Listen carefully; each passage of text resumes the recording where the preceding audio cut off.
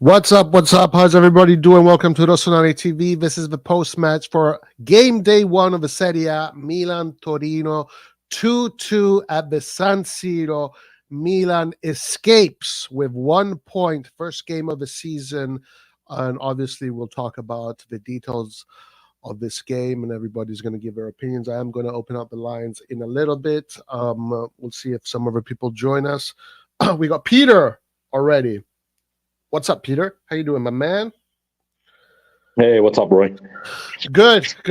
How you doing, Peter? Let me just say this.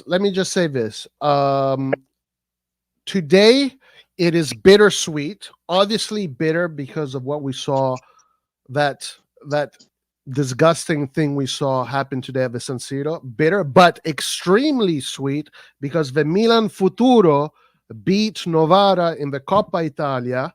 Camarda scoring a brace, a penalty, and a goal. That was a difficult game. Against Novara, that was a difficult game. So very happy for Milan Futuro. And I guess that's the cherry on the top. You know, you the senior team today was a complete disaster to the eyes, but the Milan Futuro showed some grit, showed some will, showed some ambition. I didn't see the game, unfortunately, but I saw the result, and I saw that Camarda scored 2 goals. So that is good. I got to say that is good. Anyway, so let's get into the game right away. Let me say what I thought, then, Peter, I'm going to get you in. Yeah, no problem. So the first thing that I noticed today, guys, and honestly, it's not even the result that bothers me, but it's the approach. Like, these guys were playing so slow. There was no pace. There was no motivation. There was no desire. There was no hunger. It honestly felt like they were at the beach, playing a game at the beach. And I completely don't understand that. I don't understand that. People are saying it was because it's hot. I don't think so. We saw the game in the morning, 2 games in the morning, Inter Genoa. That was a hard-fought game. Both those teams were playing fifth gear, super intense. Both those teams played really high intense football. Fiorentina Parma, intensity there also. I did not see Monza Milan. I don't know what happened there. Monza Empoli, I know it was 0-0. But Milan, no intensity whatsoever. Where was the desire? Where they were walking, no really clear ideas. They don't know how to execute their ideas fast. Maybe that can be the reason why. But just the passing was very predictable. It was so slow. Honestly, I think that if you're an amateur footballer, a semi-pro footballer, you could have played today at the San Siro with how slow the pace was. And of course, Milan goes 2 goals down. You know, and listen, let me say this before I keep on going. In my opinion, all Milan needed to do to win this game was just to run a little bit faster, play a little bit faster, bring up the pace, just show a little bit more desire. Like, that's all they needed to do. They just needed to go up a gear, and they could have won this game pretty easily. But instead, they played in neutral the whole game, got scored 2 goals, and then used that panic inertia to go gung-ho, and luckily you get the result back. The first goal with Morata, that was a lucky goal. That's just like the team panicking, shooting at goal because there's 10 minutes left and you got to get the result. Like, obviously, guys, that's not what we want to see. Sure, we can be happy because I mean we can be happy relatively because we got the result back, but that's not what we want to see. We want to see a Milan that plays a good football, an offensive football, a football that has determination, a football that galvanizes the stadium, a football that shows power, a football that shows dominance. We did not get to see that today. We saw a very slow-paced, unmotivated football with no real ideas, no real energy, no desire. And then last 10 minutes, you got to chase the result because you know the game is about to end. All of a sudden, players start to just, you know, whip the ball in, and sign of the cross, hopefully someone scores a goal. Yeah, you know, with Milan against Torino, that can work because Torino doesn't have a deep bench. But if you are playing against a team with a deep bench who is 2 goals up, It's not so easy to come back. With Torino, they don't have a deep bench. Milan does have a deep bench relative to Torino, so you can bring in Okafor, you can bring in Morata, and these guys are gonna put the ball in. But that's not how we're going to get any Scudettis. We're not going to get any trophies playing this way. We're not going to get anything. And then, again, it's not the style of football that I'm talking about. We can talk about the style of football in a second. I'm talking about the approach. Like, why were they playing so demotivated? Anyway, that's what really caught my attention today. That's really what has left me flabbergasted. First game of the season in front of 70,000 people. It's night. It's nighttime. You don't have the sun shining at 12 p.m., right?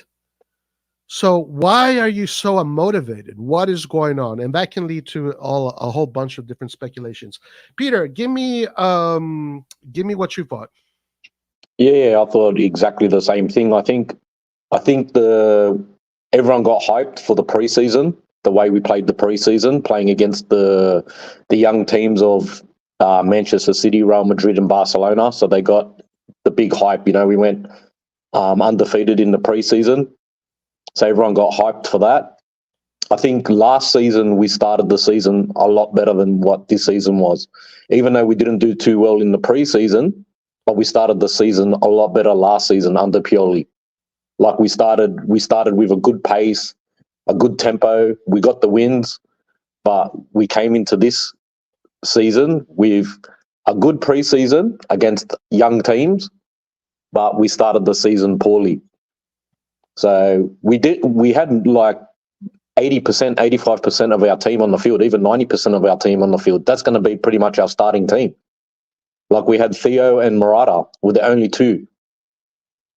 The midfield was pretty much... As of now, yeah. Eventually, you're going to probably see if the new guys are going to become first-team players.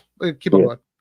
But I'm saying that, like, the new guys that are going to come in, like Fofana and all that, they haven't played with this team, so he's going to have to adjust. He's not going to come in and be, like, the guy that's going to change everything straight away. Like, it might take him, like it normally takes our new signings, it takes them a half a season or a season before they start doing anything. So... I don't know, we've got too many holes. It's too easy to get from the opposite team, to get from their back line to our goal where they have to score. It's too easy for them to get there. Like if it wasn't for Magnan today, we would have been 4-0 down in the first half. So to give Okafor the man of the match, just because he got the equaliser, Magnan should have got the man of the match because he saved us. Okafor got man of the match? Wow. Yeah. He was only on the field for, 10 minutes? Yeah.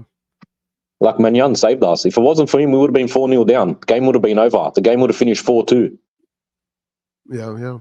No, I mean, so listen, this is a loss.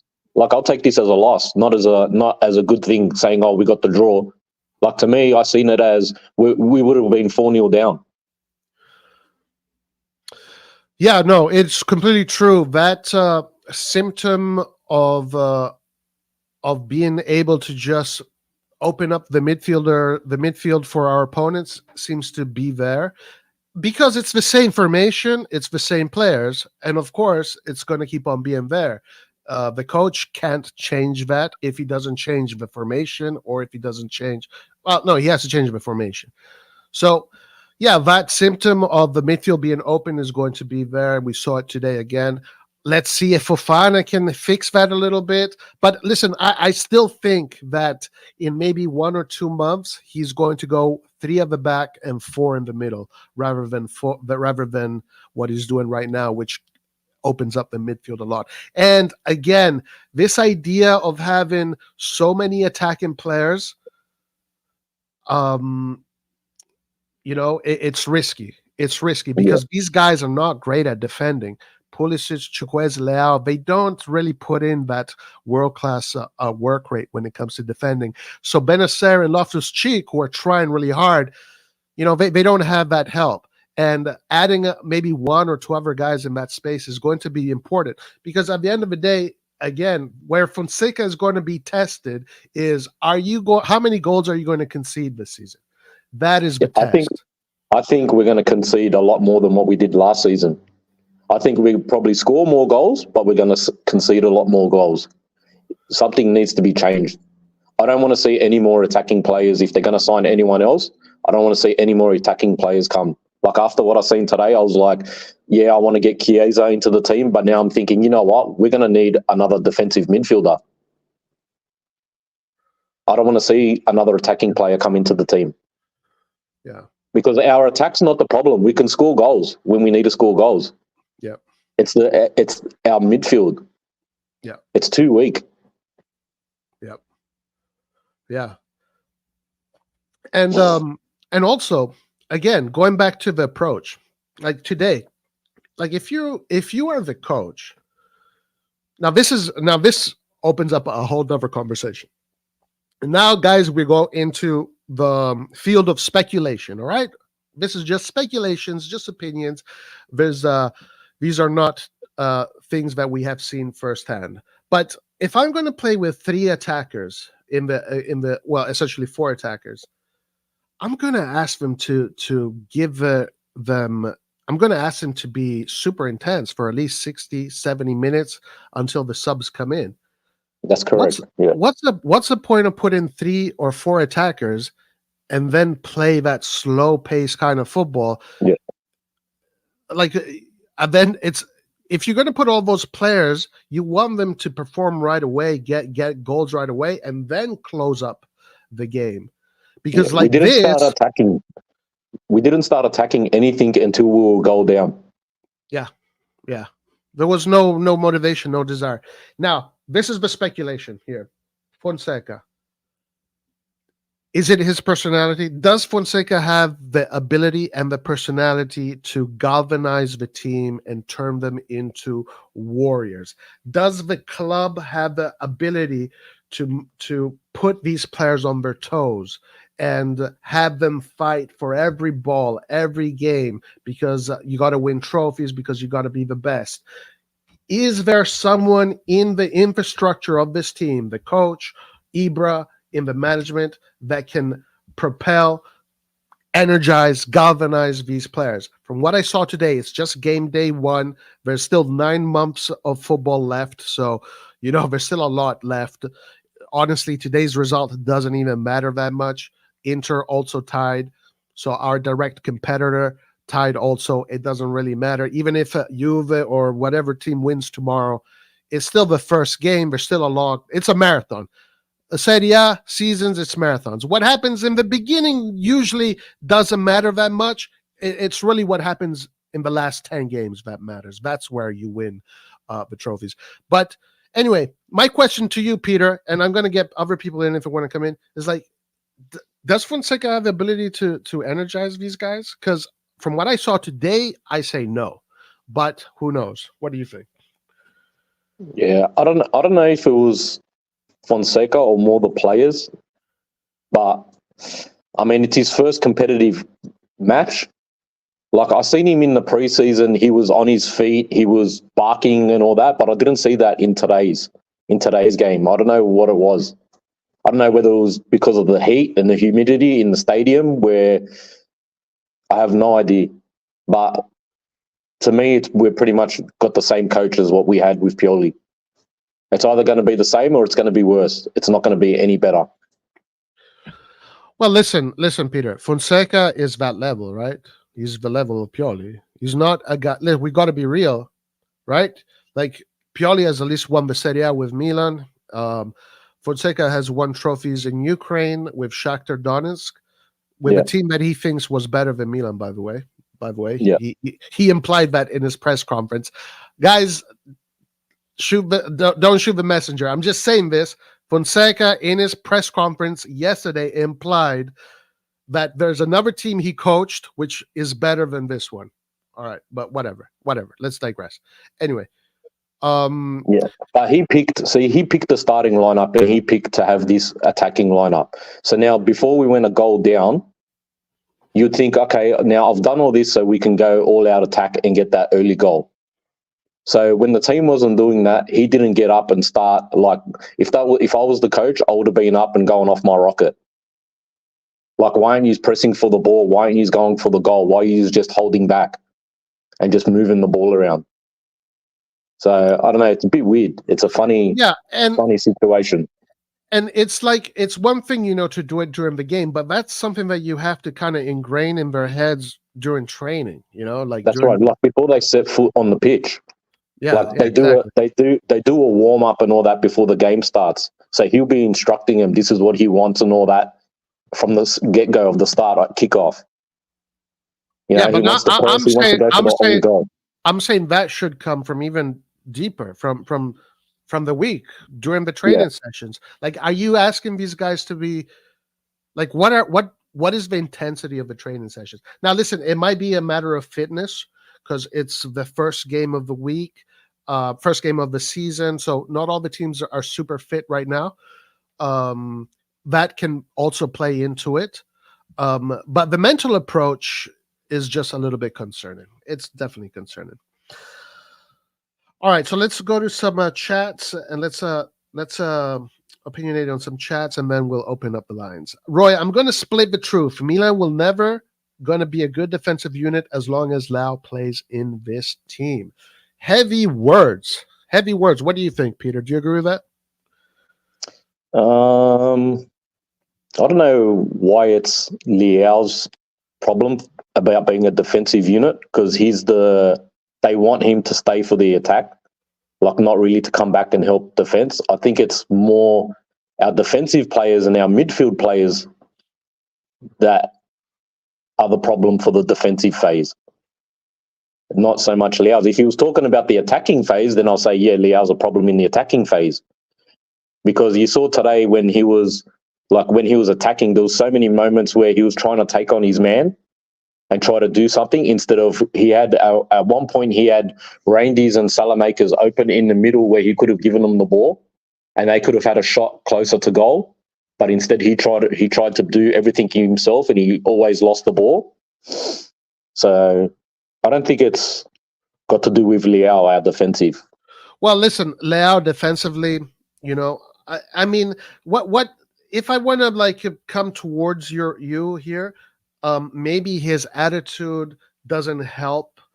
If you remember, players I'm going to use an exaggeration as an example, but Gattuso is always a great example because he's an exaggerated example. Gattuso's energy on the field was,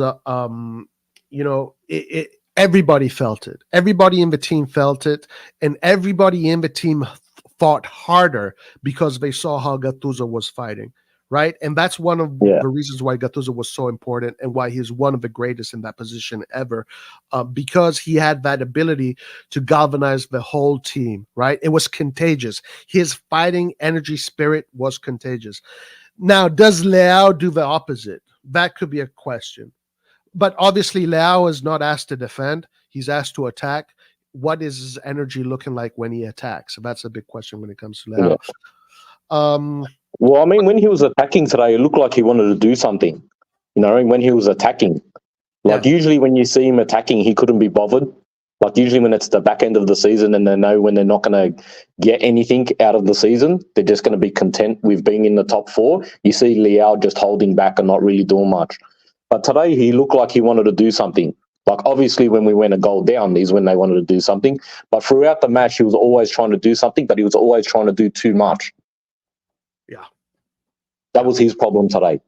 So I'm not going to say he wasn't being lazy today, because he wasn't. He was actually trying to do something and trying to get that goal back, but he was just doing too much.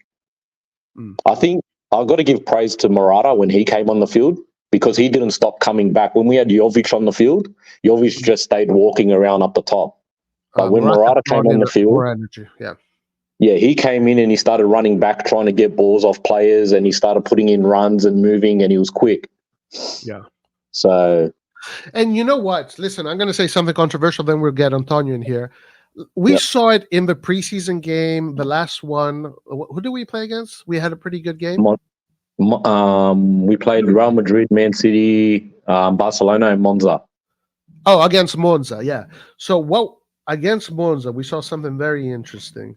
Okafor, when he came in, he brought a whole different level of energy on that left, and it led us to to good things. It led to good things because we were able to catch the game again. That energy right there, Okafor has it right now. Like, use him right away. Like, why put him on the bench? I think all we needed today was just a little bit more energy. That's it. Just a little bit more energy, and we would have won this game easily. See, I don't know whether he can play on the right. See, he's a strong physical player as well, so he can hold his man. So I don't know whether it would be maybe an option to put Okafor on the right, see how he goes on the right. But I think they're just stubborn with this Chukwueze because they spent the 35 million on him. Like, I don't know why they're persisting with Chukwueze. He can't start games. He's a player that needs to come off the bench when the other team's tied. So the last 15, 20 minutes, even 10 minutes, whatever. He can't be starting games. Because at the game, when the game's fresh and the players have energy, he just loses too many balls. He gets pushed off the ball. He's not good at the start.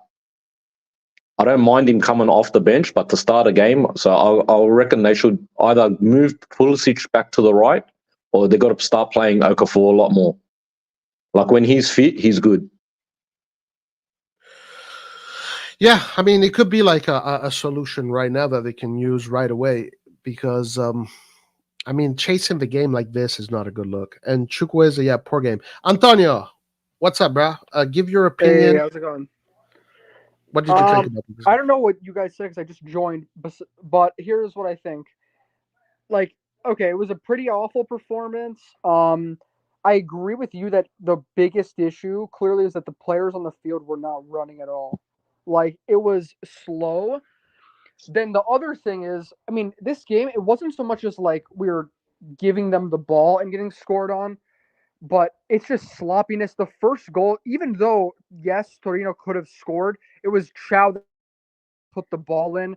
And I'm going to be honest, I've always defended Chow. I like his profile, but you can't be doing stuff like that. He was like, he's scared. He flicked the ball over the line. So you can't do that. That's just unacceptable. So I'm very disappointed in him. Then the next goal was also him that he like stopped marking Zapata and left Calabria on him. I mean, to be fair, Torino, and then they all had a few other chances also, to be fair. I'm like, Magnan made a few saves. The positives I'll take is that Magnan looked good today. The other, the goals that we, got scored on, or he did, were basically just, he had no chance to save them. So he was good. I saw a lot of hate and whistling to Calabria, but I didn't think he was that bad. Although, yes, the other wingback did play good, Lazzaro, so maybe he could have won some more duels today. But I wasn't like, I don't understand why all the hate is at Calabria, to be fair. The second half, and then let me think. Leao, you guys already talked about. He's got to just be more clinical. I mean, you can't. We had more expected goals than them, and we were losing 2-0. We had Pulisic as well. We were just missing goals. Like, you can't do that. So number one, obviously, the center backs have to be better. I want to see Gabbia. I want to see Pavlovic. We need some competition. You can't accept this. You need more subs, I think, earlier on. And I want to say Leao. And we have to be more clinical. That's as simple as that.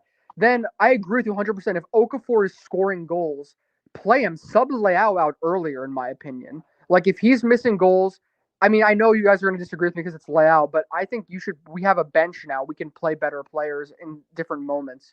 So I think Okafor should play. Morata, really great work rate. Very, very happy with him. And then also, like, the subs, like Reinders played very well. And when they came in, Leao, again, missed another goal from a good pass from Reinders. So I think that it was more so like, I just don't understand what our preparation was before this. You have to go into the first game of the season the best form possible, and we didn't get to start our best players. So I don't know what they're doing, but especially when you're playing at clearly home. it wasn't planned right because you need to win these games. Inter tied today. We should have won this game. And, now we're like, it doesn't matter. It's one game at the end of the day, but like, let's be better here. I don't know what the planning was, but we didn't play for 80 minutes of the game. Well, we did play, but we were like clearly just not really focused and intense. We were like happy missing goals and there was no urgency. So that needs to change. I don't know what they were doing. And also, the last thing I'll say is Fonseca. Okay, he was probably one of my biggest concerns for out of this game in terms of the red areas because first of all, the formation at the beginning was a little too new in my opinion. Also, I want to say that I didn't like that he waited too long for the subs. He needed more urgency. And also, after you concede a goal, do you see how depressed he looked? Like, it's 1-0, and you look like all depressed. The other team's coach had so much energy. They were jumping around. The bench was going crazy. Like, what are you doing? Like, we don't need another. And he's also a new We need some coach as more well. energy there. Yeah. Yeah, So and he's also Torino's new coach. yeah.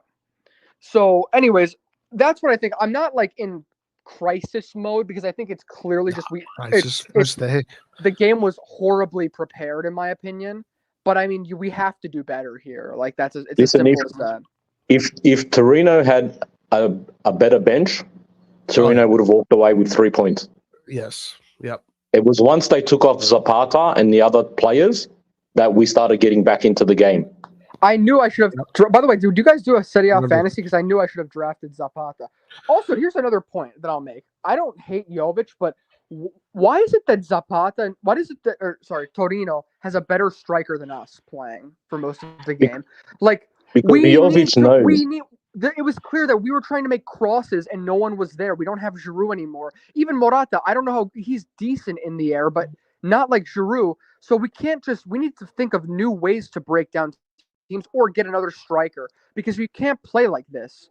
Like Zapata was jumping super high in the air, winning all the headers. Like we need someone like that if you want to play. And I don't know at this point. Why don't you just buy Zapata? I don't understand. Because Jovic is just a poacher. He's not a striker like Morata that likes to run around and like Zapata that moves around. Jovic is just a poacher. The ball goes in front of him. He's close to goal. He'll tap it in. That's it. That's Jovic's game. He's not going to chase nothing. But I'm going to say this, and I know this is going to sound crazy, but I think if you had Pirlo, Iniesta, Xavi, Zidane, Pelé, Di Stefano, Ronaldo, Messi on the pitch, and they played with that energy that we saw today, they wouldn't win either. Yeah, we've seen that. We've seen that with Milan when we had all those players as well. When we had Pirlo, Ronaldinho, Beckham and all that, we saw that when we had that team. Even Ronaldo, we had R9 and everything. We lost games. With Pato as well, Inzaghi, we lost games when there was no motivation.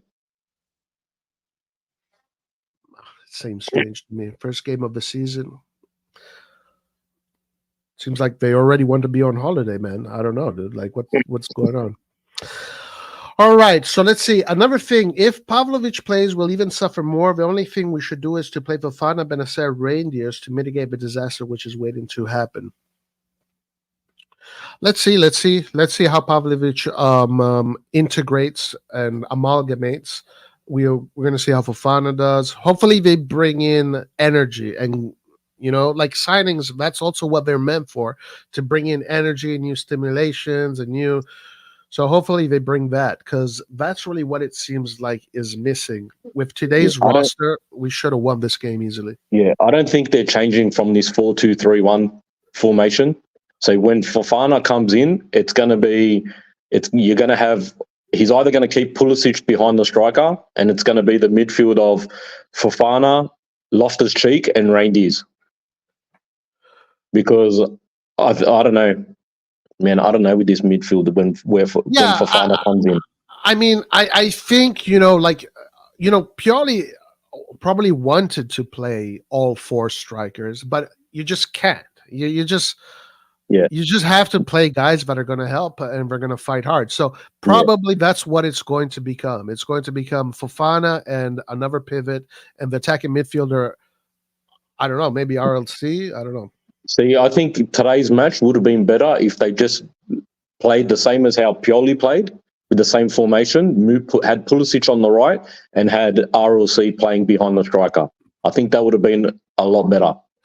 It brings more balance. Yeah. And it brings more balance. That's why Pioli did it. And that's why Pioli didn't do the 4-striker formation, because these guys are just like, they don't defend. And if you want them to fight hard, you need a coach that pushes them. You need these kind of coaches that can only coach a team for 2 or 3 years, then people get tired of them because they ask for too much. Like a Saki, like a Conte, like these guys. You got to push. If you want to play with all strikers, you got to make them work their ass off. So, All right, let's open it up. Anything else, guys? No, I'm not going to be too long because I'm gonna probably head off now.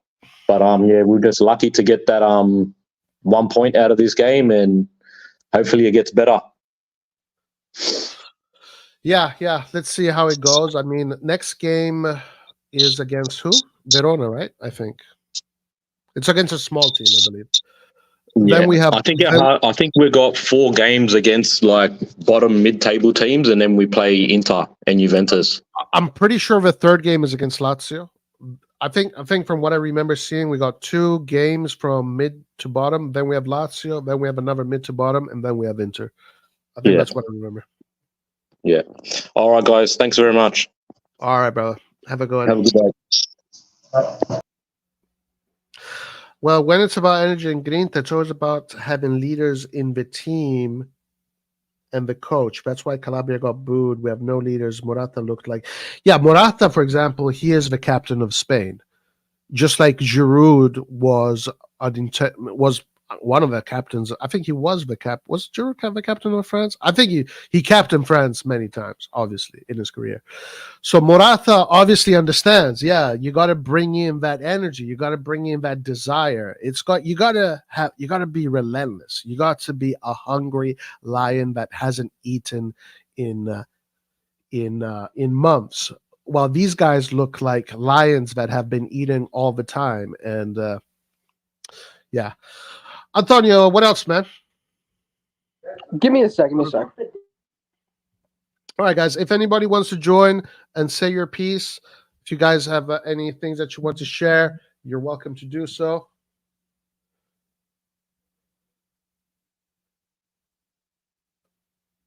So yeah.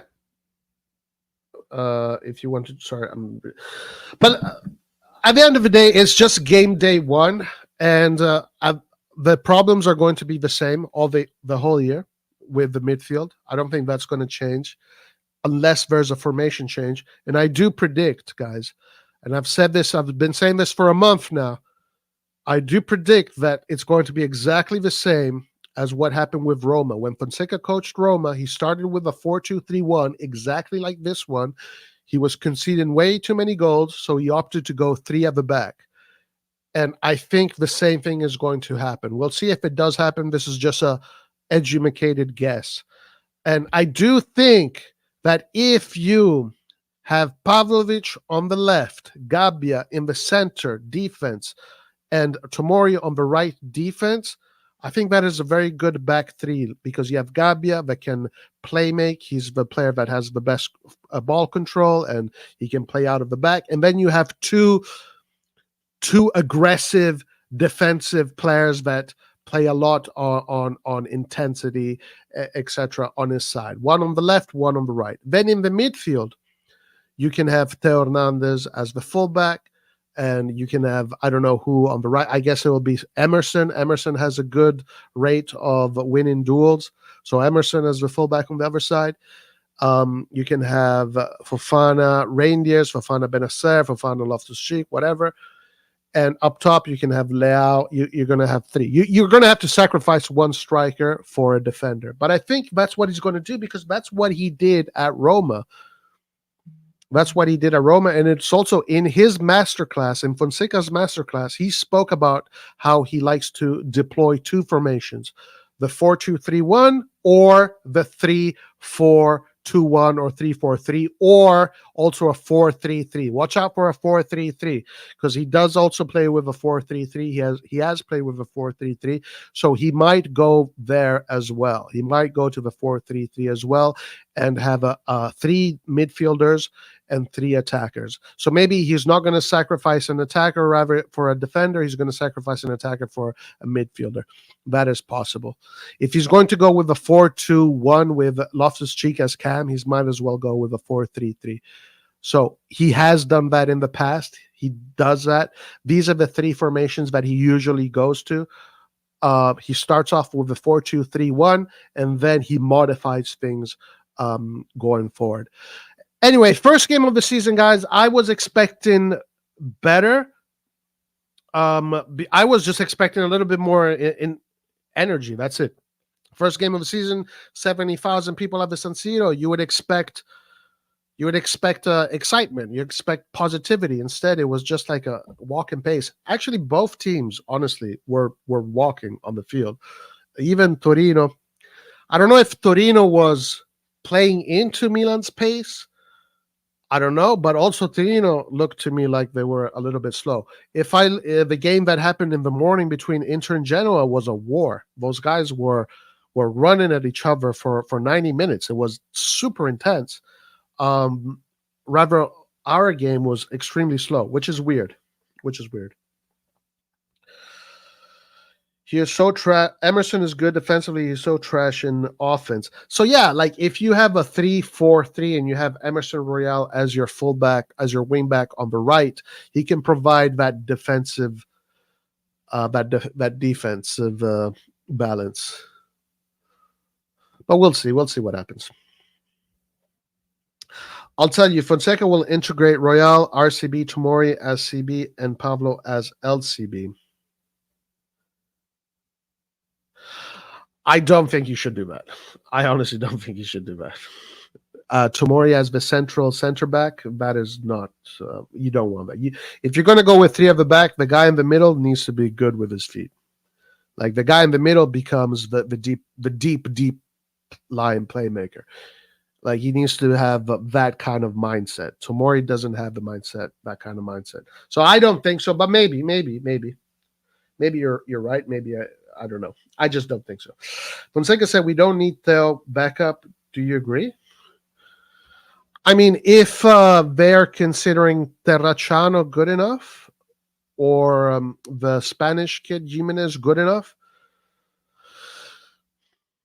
I mean, do I agree? No, I don't agree because my standards for Milan are a little bit higher than what they're doing right now. But if they consider Terracciano a player that they want to develop and Jimenez another player that they want to develop as the backup, then develop those players. Make it happen. Let's see how good you are at making Terracciano and Jimenez players that are worthy of being competitive.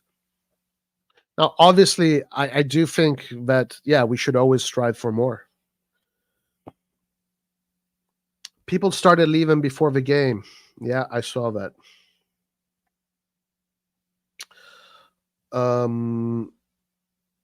Drew, there should be one of our players out partying tonight. That game was. There shouldn't be. Yes, I agree. There shouldn't be anyone partying. So, do you agree? Oh no, that's a side conversation. I was looking forward to this game only to see this crap performance. Luckily, Morata did really well, and Okafor did what he does best, getting late goals for us. And yes, guys, and let's get back to that. Let's go back to that subject. What is the distinction between Morata and Okafor and the other guys? It's their energy. That's all you needed today. You could have had even a weaker roster. All you needed today was energy. Abdi, what's up, bro? How you doing, man? Yeah, man, I'm good. Go ahead. It's been a while since watching AC Milan, but wait, you back?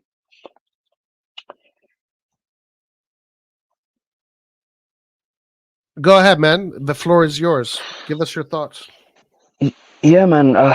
It was disappointing. I mean, it was reminiscent of a bit of Pioli. It smelled like a Pioli sort of performance. I mean, what was he doing putting Salamakers at left back? I was quite confused by that. And I mean, we still are quite frail in defense, but I won't play into it too much since it's game week 1. And actually, I do think we will win the Scudetto. I think once the team gets a grasp for each other, I think we will win. I think Morata was lively. Are you gonna bet your house on that? I wouldn't bet my house on it, but so then you don't believe. No. If you believe, you believe. Nah, I mean, but being a fan, you kind of have to be a bit biased. But I'm being for real. I don't think Inter will have the same desire. And if I'm right, I think Inter Milan will put more effort in the Champions League rather than the Serie A. Now, I think Juve, they're gonna get used to Thiago Motta, and I don't think they have the same caliber of players that we have. And I know it's the start of the season, emotions are high and stuff, but I do think we will win. If I'm speaking from the heart, I think we win. But besides that, I think today's performance, it was, I see potential, but I just see the same problems from last season. And it's the same sort of injuries our defenders got because they were having to run back so much because we were open on the counter. Like our midfield somehow always gets bypassed with ease that the defenders end up doing overtime and their legs turn to spaghetti eventually. They start ripping hamstrings and stuff. So it was reminiscent of last season. However, I think there were a few positives to take from Liao. I think he was more lively. I think he stopped with his laziness. Jacuzzi was a disappointment. I have to say, boy, we spent too much on him, and the guy has no weak foot. Am I lying? Yeah, I mean, I don't think today the formation helped Chukwueze, but yeah, he had a poor game for sure today. Yeah, but it's like as a winger, you're going to be isolated sometimes, and it's for you to show us what you can do to get out of it. Yeah, he was part of this I don't know what you want to call it, this sleepy AC Milan syndrome, sleepy Milan. Yeah, he was part of it. He was part of it. I don't know. I think there was like a sense of arrogance from our players today, from the way they were playing. Like there was no sense of urgency. I didn't think about that. That's also part of it. Arrogance. Arrogance, yeah. and who does that arrogance come from? Where does that come from? The arrogance. Yes. It's a mix, but I think the way that Fonseca, laid up the team, kind of, like Salamaca's going up so far and not paying attention to his defense, which is not his fault because he's not a left back. I think that's the individuals as well. I'm not gonna lie, like I don't know. I just get a sense of like arrogance, but these players should have a chip on their shoulder from last season. But I'm not getting that from them from the first game there, and I think that he needs to change the defense sometimes. I think Tomori and Thiago need to get taken off sometimes and put on Gabia and Pavlovic. But, yeah, well, Pavlovic is not ready yet, but yeah, I understand what you're saying. Yeah, no, that arrogance is there for sure. I hope it's not Ibra because that's what I was implying. Ibra is like talking about he's God, he's created Milan in 7 days, and all this stuff here. Yeah, I hope that kind of arrogance doesn't become almost like a meme. Yeah. Going back to Maldini, the reason why Maldini was so good at motivating players because he knew exactly how to motivate the players without any arrogance, but just just that humility, that humble, competitive nature. I hope that Ibra is not filling their head too much with all of his narratives that he's God and that he's building Milan in 7 days, and maybe this stuff kind of transpires every day there at Milanello. I hope it does. I don't know. That's just a speculation, but it's just the first game. We'll see. We'll see what happens next. We'll see.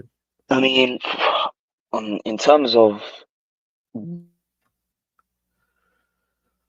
the management's body language doesn't do them justice. If I'm being honest, like when the camera pans to them, like they're on their Moncada, you can see him. He's on his phone. Ibra is on his phone. Like when the camera used to pan to Maldini, he used to be focused on the game. You wouldn't see him doing no foolishness. And I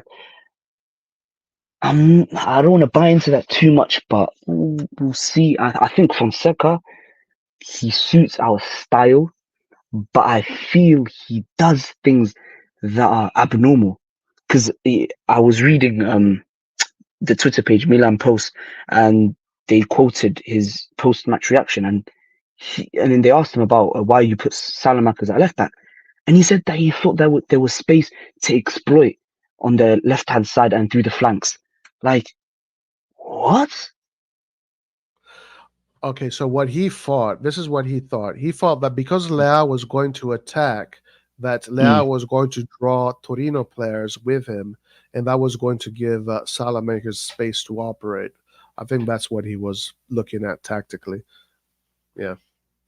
Even if you look at that tactically, like, Theo Hernandez can do that numerous times over, and he will come back in defense. But when you have Salamanca, who is a winger, he's not gonna come back. So you're saying Fonseca should have told him to be more conservative, essentially, stay more back, don't go so up, right? Not even. I don't think Salamanca should have even been in that position because he's not defensively solid. No, really? No. Salamanca's, he's a winger, left wing or right wing. You can see him. Or a wing back. I think Salamanca's could be a great wing back too. Yeah, he could be. Yeah. So what happened today? This is what happened today. All right. So let's bring in context. So Theo Hernandez got a knock, and he couldn't play. So the kids today were playing with Milan Futuro. So the younger guys, I believe. I don't know exactly who was on the roster, but I'm sure that some of the Primavera guys or the Milan Futuro guys were not available because they had a big game against Novara. The other option would have been Terracciano. So he didn't show faith to Terracciano there. He's showing a lot of faith to Salamakers, but because Salamakers is a hard worker. Regardless of the quality of what he does on the pitch, he's a hard worker, and coaches love hard workers. They need hard workers. So yeah, I'm going to give Salamakers a break today because he was played in multiple positions, and he was he was humble enough to do that with humility and with desire. He's one of the players that always gives you energy. At least you know that he's always going to give you energy. Yeah, I like Salamakers a lot. I mean, he's one of the only players where he can cross the ball really nice from the right hand side. Like him and Pulisic have a really good cross from that right side. I wouldn't say the same for Leao, but I mean Salamakers, he's good. He's a good technical player. I mean, me neither. I don't want to say much about him being, in the left back position because he wasn't. He was chosen by Fonseca to do that, so I won't put it on him. But I mean, Fonseca, he needs to get his ideas right and stop doing these weird decision making. And I mean, we'll see. I have high faith for this team. Edison says Fonseca in love with Salamakers, just like Pioli in love with Krunic. Salamakers, the new Krunic. Salah was not bad though, even if he's a winger. Yeah. Anyway, so 2-2. It feels like it feels silly to say that these are 2 points gained, or whatever. I think that these are 2 points lost, even though we were chasing the game. I think Milan today had everything to win this game. They had the players, they had the stadium. Do they have the coach? That's a big question that I still need to understand. But to win against Torino, they had the players, they had the stadium. They just didn't have the head for some reason. Yeah, I mean, I feel the season doesn't start until the transfer market closes and we have our first game against Inter. I think that's when we get a real gauge for the team, if you get what I mean. Yeah, I mean, yeah, we'll see. I mean, you can honestly, usually, you can kind of tell right away. Things do get better. They can change, but most of the time, you can get a gist. We still need to see what Fofana looks like. We don't know. Yeah. We still need to see what Emerson Royal looks like. We still need to see what Pavlovic looks like. We still need to see what Morata looks like starting from the first minute, because Morata is someone that is going to push the team, because that is what he's always done. He's always been that kind of player. a Juve and Atletico Madrid. These are two clubs where if you don't have a high work rate, you're going to get axed. And he had success in those two teams. Spain is a team where you need to have a crazy work rate. So Morata has that. We want to see what he looks like starting from the beginning. Can he galvanize the team? Can he push the team? Yeah. Obviously, Leao does not have that. Leao does not have the ability to galvanize the team, and that's just a matter of fact. Pulisic, neither, unfortunately. Even with the US, I don't really see him do that. He has skill, he has talent, he can do some good things, but really to push a team to cross the line, I think Morata. We know Morata can do that. So we got to see what he looks like starting from minute one. And let's see. But game day one, F minus, fail. So let's see. Hopefully, game day two, we start to see improvements and we stay competitive throughout the season. And then what is really going to matter is the last quarter of the season, the last 10 games. Yep. That's when you know if your team has balls or not. Yeah, we'll see. I mean, first, we need to see how everyone else does, because it's well and good focusing on us, but I think also the other teams around us, I think, are going to bump their level up as well. So I think we need to step it up as well throughout the season, because I think Serie A is the only league where it is really difficult to predict a winner, if you get where I'm coming from. Is it really? You think so? Yeah. Yeah, I think so. With the Premier League, I think it's very straightforward, either City or Arsenal. With the La Liga, it's Real Madrid, and I think purely Real Madrid. I think you're under. What about Inter? I mean, Inter is the favorites, regardless of what I think or what anybody like. They are considered the favorites by the bookies, by the journalists. You don't see them as favorites. Okay. I think they are favorites, but for me, I think they're not gonna have the same motivation as last season, because I think they're gonna go for the Champions League. They're gonna fight for the Champions League because that's the only trophy that has eluded Inzaghi, and I think he will fight for the Champions League. And I don't think Inter are a team where they will do well in the Champions League and they will do well in the league. If you get what I mean. Like when they went to the Champions League final, in the league, they were third place? Yeah, and like last season, they went out the round of 16, but they won the league. So I think it's either or with Inter. Yeah. I saw them today. I saw the game today. They looked, I mean, even though they tied the game, but they looked like they're up for it, honestly. They look like they're... Listen, again, I don't want to put too much emphasis on game day one, all right? Yeah. I don't want to put too much emphasis. It's stupid. Last year, when we won the first game against Bologna 2-0, right? People were coming at me. They're telling me that I'm an idiot because I done this. And I was telling them, it's just game day one. Like, why are you celebrating the Scudetto on game day one? So game day one, now we had a really bad performance this year, game day one. It doesn't mean much. What happens on game day one doesn't mean much. It really doesn't. Yeah. But if I were just to isolate game day one, and let's say we just play this thought experiment, and we were to isolate game day one, so far, Inter still looks like the best team out of the 8 teams that played today. If I'm just going to isolate game day one. And then let's see what the other teams look like tomorrow. But from what I saw from Inter today, they just had what we didn't have, energy. That's it. It's really all of that. That's all it is. They just had a lot of energy. They had a lot of fight. They had a lot of desire. And they made mistakes. While we just had none of that, and we had to dig in once we were down. Once we were down, then we had to bring in Morata, who had to save the day. We had to bring Okafor, but had to save the day. But that's just game day one. We're going to analyze each single game. Eventually, we are going to understand what the pattern is. Eventually, the pattern, the weakness that Fonseca spoke about yesterday. Guys, let me fucking say this one more time. Yesterday, Fonseca said in his press conference that Milan has a weakness, and he didn't want to say what it was because he didn't want to reveal it to the teams. But he says Milan has a weakness.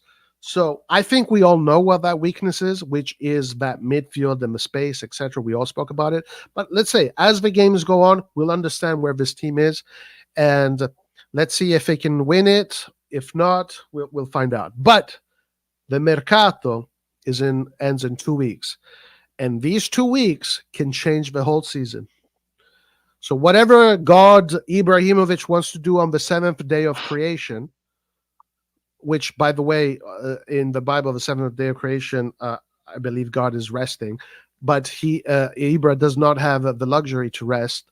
So whatever Ibra says that he wants to do on the seventh day of his creation, it needs to be strong. It needs to be impactful. It needs to be impactful. It needs to galvanize the environment. Hopefully it's good. We'll see. Aziz says the weakness is Fonseca. Hisham said Pioli 230, but they laughed. Also, why were our midfielders scared to run with the ball before the 2 goals? Every time they have the ball, they try to get rid of it quickly, most of the time with passes to the defense. Lateral passes, back passes, walk-in pace. Even after we were 2 down, the pace was still lacking. You're right. Like, for fuck's sake, try to take your man, try to dribble. Yes, exactly. Create. Energy. Yeah, I think when we showed I think when we scored the first goal, that's when we saw the real energy from the team and the ball was moving. That's when I think we saw what we're about. You get what I mean? I mean, even though the first goal was kind of due to luck, you create your own luck, and I think we pushed for we showed energy, but at the wrong time when the game was so far away. If we had shown it from the beginning, I think we would have drifted past them. Yeah. Chris says, wasn't Gabi our best defender last season? He was on the bench. Yeah, he definitely was. The last half of the season last year definitely was the best defender. I don't know. Fonseca is evaluating the players. I don't know what he sees in training. I guess he thinks Chow is better than Tomori. We're selling Kalulu for 3 million and keeping Chow. What do you think about selling Kalulu, Abdi? If I'm being honest, I think it's a good move. Really and truly, because I think we have two. Only because I say that only because I know that they're not going to get rid of Calabria. If they were to get rid of Calabria or shun him out of the team, then I would say it's a bad move. Because let's be real, Kalulu injury ridden. You can't trust him anymore. He's injury ridden, and now hold on, Abdi. Sorry, but Kalulu is not old fart, dude. He's just he's still young. Like is he injury ridden, really? Yeah, I mean, from what we saw last season, man, we saw a glimpse against Napoli. Bam, he was injured again. He had to go through surgery. And the only reason why I say I like Kalulu, I think he's really good. If you put in right back and in defense, he has really good recovery pace. I like him. But we have too many defenders now. What we have: Tomori, Tiao, Gabia, Pavlovic. That's 4. You can interchange between those 4 defenders, if there's no injuries. But then if you think about the other position, he could play the right back. You have Emerson Royal and Calabria. So he will be a second choice backup to need all those positions. And I don't think that's good for him and his growth, if I'm being honest. Okay. So I think we should cash in on him. But the only thing is, what I don't like about this team and the management especially, we sell these players, but we don't invest back into the team. I don't get it. Okay, you've gotten Fofana. How long did it take you to get Fofana? Like now, Samaric, for Actually, example. hold on. Keep that thought. Just keep that thought, because there's something I want to say, okay? Which is interesting. It is very interesting. And I know right now there's a sense of, from a lot of fans, maybe not right now because they tied 2-2 in a poor played game, but the sense from the fans was positive towards the management because they brought in Fofana, they brought in Pavlovic, they brought in Emerson Rambarat, 4 signings, right? The Curva Sud, very happy, etc., etc. But the question is the timing, because there's one thing that Chukwueze said in a recent interview that needs to get your brain to calculate a few things. Chukwueze, in a recent interview, said that the fact that he came to Milan so late meaning the beginning of August, was a problem for him and him integrating into the team. Coming into the preparation, the Milan preparation late in the season was an issue for him, and he said that that's what he felt. So now I'm looking at these players that are coming. They're coming in way later than when Chukwueze came. When Chukwueze came to Milan last year, he was already in the US playing as a starter or playing. Well, Fofana just got here today, and Pavlovic just got here a few days ago. So that is a big question. How long is it going to take for these players to integrate, to amalgamate, and to kind of become integral part of a team? That is going to be a big question. And then if that fails, you have to put the blame on the management. You have to point the fingers at the management, and you have to say that their strategy of saving money so we can celebrate the financial Scudetto, balance sheet Scudetto, is not good on the sporting side. So we're going to have to see how long it's going to take for these players to integrate. And if they integrate fast, then okay, then the guys that are happy with the management can keep on being happy with management. But if they don't integrate fast, and that is going to be a problem for our results, then the ones to blame is the management and their financial strategies. Exactly. I think that their management style is really slow. They how can I explain? They approach the transfer market like, they give this facade as if they have so much money, all of this, but behind the scenes they're really slow with transfers, which I don't like. And you bring a good point with Fofana.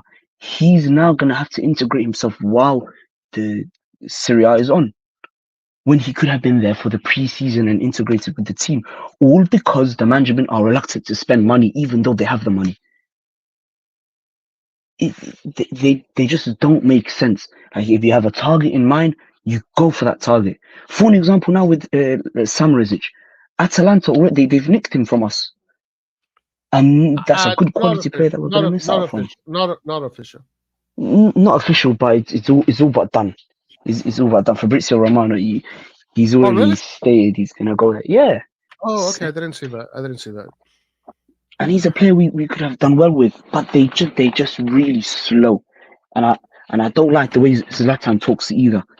He talks with so much arrogance, but we're slow in the transfer market, so it really buggers me about this management. Yeah, we're going to see if this is going to be. and even like sometimes I don't even know if he's lying when he says Jerry told him you have to let's spend money, and he tells him no, we don't need to. No, he's playing politics there. He's being a good employee. That's a pat on the back, pat on the head by Jerry. Exactly. I don't believe in one bit. Yeah, the guy needs to get his act together, man. He needs to get his act together. He wants to almost deflect everything away from Jerry onto him, and maybe it's not a stupid idea. Maybe it's smart to do that. But the way they operated in the market with so many players that are players for key positions, bringing him so late. Now, honestly, I thought about this again. At the end of the day, I don't think they care so much. Because remember, whether or not we win or we don't, for them it doesn't matter. What matters for them is the balance sheets. It's just that if you want to win, if you want to start strong, you want to have at least 2 players ready to start. These guys don't even have 1 player ready to start from the season that from the new market. So yeah, it just shows how they prioritize the finances more than the sporting aspect. And again, Exactly. whether then we finish third, second, fourth, or fifth, for them it doesn't matter because they achieved their goal. But let's say if you want to finish first, then you go in, you take risks and blah blah blah. And I think it's even more evident when Conte said that with Milan they were looking for more of a coach than they were a manager. Yeah, that's They right. they don't want someone who's gonna demand what they want. They want someone who's just gonna be flexible and bend over and say, yeah, you know what, yeah, you do your thing. I'll work with whatever you have for me. Exactly. Yeah. Yeah. But Now, listen, it could work out. yeah, It could work out. We don't know. We yeah, don't know. exactly. We don't know. We'll see. And I think the profile of players they're buying through Fonseca actually suit his style. For an reason being, Fonseca wants to obviously play the attacking football, high up the pitch, high line. So what they're doing for him is buying him fullbacks and defenders who are good in one-on-one. For example, Pavlovic and Emerson Royale, who I've seen in the Prem, who's not so good going forward, but in defense and on one-on-one, he's pretty solid. Yeah, stats show him to be pretty solid in winning duels, but I think his overall football. I don't know. I never paid attention to it because I don't watch APL. But the Tottenham fans have a song for him, and it's something like Emerson can't attack, can't defend. Emerson is this and that and whatever. So it's like that's a pretty fucked up song to be singing about one of your players. Yeah, I've seen quite a lot of him in the Prem. I'm not gonna lie, I've seen quite a lot of him. And right. if you talk about give me your analysis on Emerson. If you talk about on the ball, he's no good, no better than Calabria. I would say is much better than him on the ball. His spatial awareness and runs in behind and his delivery of crosses, they're not good. If I'm being really honest, they're below average. For the amount that we paid, they're below average. But I would say defensively, he's solid, more solid than Calabria, as we saw today. He's more aggressive in the duels and in aerial duels and winning that second ball. He's more aggressive. And I think that's overall why they bought him.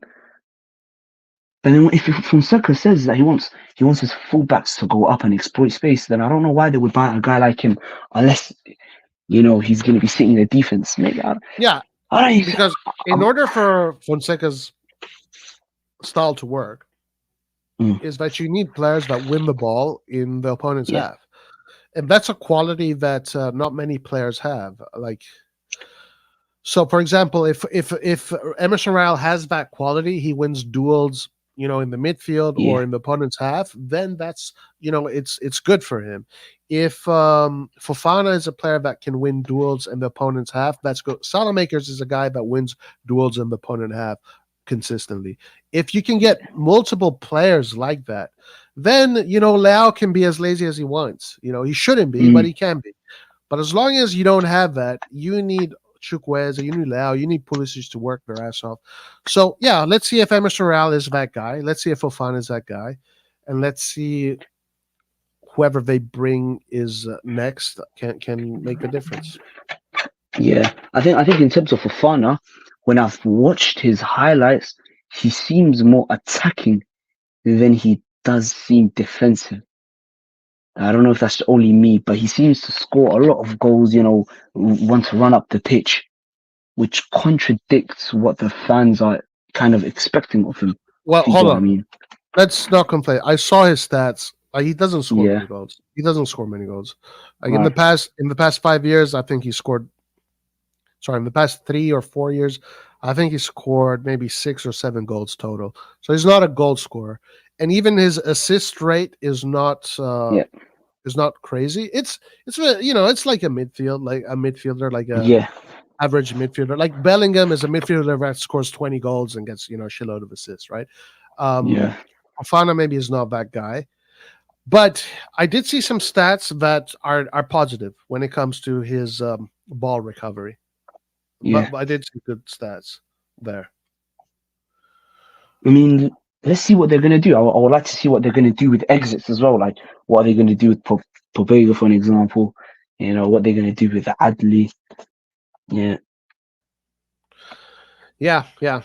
Ali, Pobega, and Kalulu are off the team right now. They're on sale. They're the 3 guys that are going on sale. Wait, is that why Adli was in the stands behind the management? And Fonseca also said in the press conference, okay, I'm going to give Fonseca credit for one thing. Yeah.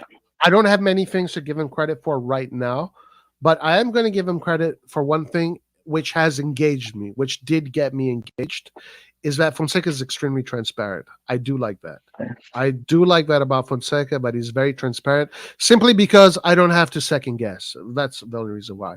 But he did say that, the roster is too much. Coaching so many players is not easy, and that he spoke to the players that are out of the roster, and he told them that they're not going to get much playing time. So if they want, they can stay. But if they want more playing time, then they should look for other solutions. And Kalulu was one of the players. Kalulu is one of the players that he spoke to, and I'm assuming he did the same with Pobega and Ali. So, yeah. Adli, I think, is the only real guy that I think, like, he's been done a big injustice, He's been completely taken out of his position where he was playing as a creative number 10 to now he's been put in the number 6 role. So I'm going to be sad to see him go. Because I think there's a player in there. I mean, look, you're going to have... as of now, Benacer is not going anywhere. Okay, as of now, it does. There are talks of selling Benacer, but there's nothing there yet. But if we start the season, it's going to be Benacer, Reindeers, Fofana, Loftus-Cheek, and then who else? Who else is there? Musa. And, well, these are the midfielders. So if you're going to go between a double pivot or sometimes playing 3, you're going to have players that are just not going to play much during the season. Yeah. And if you take Ali out, you know what that means? Yeah. That Zeroli gets to play a little bit more. That some of the guys from Milan Futuro get to play a little bit more. If you take Ali and Pobega out, then you can start to bring up the younger guys. And I think this is something that Ibrahimovic alluded to also, because he was talking about entries and new entries, and he alluded to the fact that, look, we want to also integrate the Futuro players. So if we bring in more players, the Futuro players aren't going to get much space. So, the thing is this: does Ali want to be that guy that sits on the bench for 3/4 of the season, or does he want to play? That's a big question. Yeah, I mean, we'll see. We'll see. I mean, I have faith in Fonseca. We're just gonna have to see what they do with all of those players, because it is true, dealing with all of those players isn't good for his mental state, because he wants to be fully focused on the first team and primarily the first team. Yeah. Okay, before we get Antonio in, let me just answer this question. Roy, you didn't answer my question about Chukwueze and Fonseca. What was the question? Sorry. A lot of chats here, a lot of good chats here that we missed, unfortunately. A lot of good stuff, guys. I'm reading a lot of good stuff here from you guys in the chat. I'm sorry if I missed a lot of it, but I am reading it. I'm just, I am reading what you guys are writing. What was the question? Please repeat it.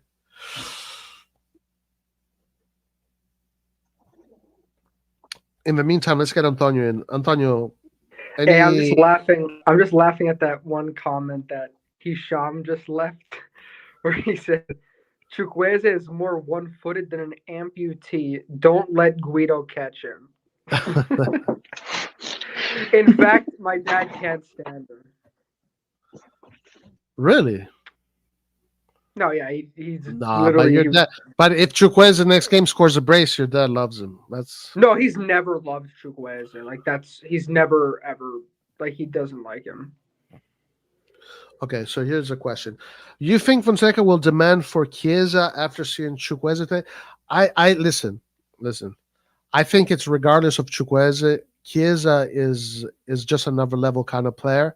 And if you have the opportunity to get those players at a cheap price, you take it, you know? This is kind of like what Inter has made, how they built their team by getting deals like Chiesa, getting these, very good players, the starters of the national teams, sometimes the best players of their national teams on a free or at a good deal. Right now, Chiesa is a player that is almost like his price is you're not going to get his price again like this. He's going to be free in 6 months, and that's when Inter wants to get him.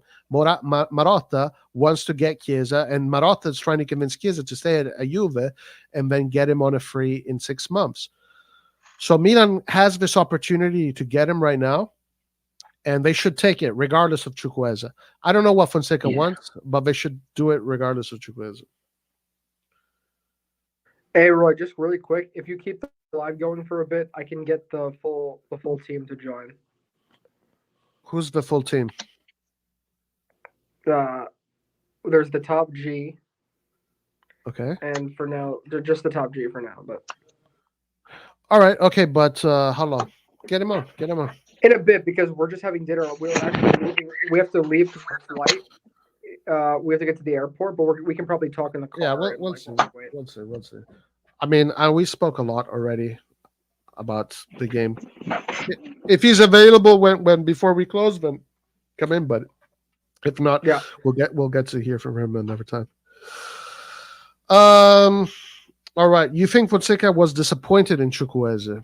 I think Fonseca was disappointed in himself today because he if a team has no energy, it's his fault. He has to. That's on him. Have you guys read his post match? Because I haven't seen it. No, I haven't. I've seen bits of it. Let me get it. I'll get it. But Chukwueze was awful today. Like it's like he gets nervous almost. Like the amount of times he couldn't control the ball and just lost it on the wing. And he was like kind of forcing it. I feel like his crosses weren't. I mean, he had one of like a few decent attempts at crosses, but they weren't that accurate. But yeah, it was just poor. Honestly, the whole attack was poor. That's why we had sub players in. Yeah. Everyone was poor. Pulisic didn't have a great game. Leao didn't have a great game. Chukwueze didn't have a great game. Jovic didn't have a great game. Loftus-Cheek, but all the players of the first half, aside maybe Magnan and Salamakers because he was out of position, but aside, everybody was definitely under par. Definitely. Let me see what he said. Okay, Fonseca, here we go. Let's see what he said.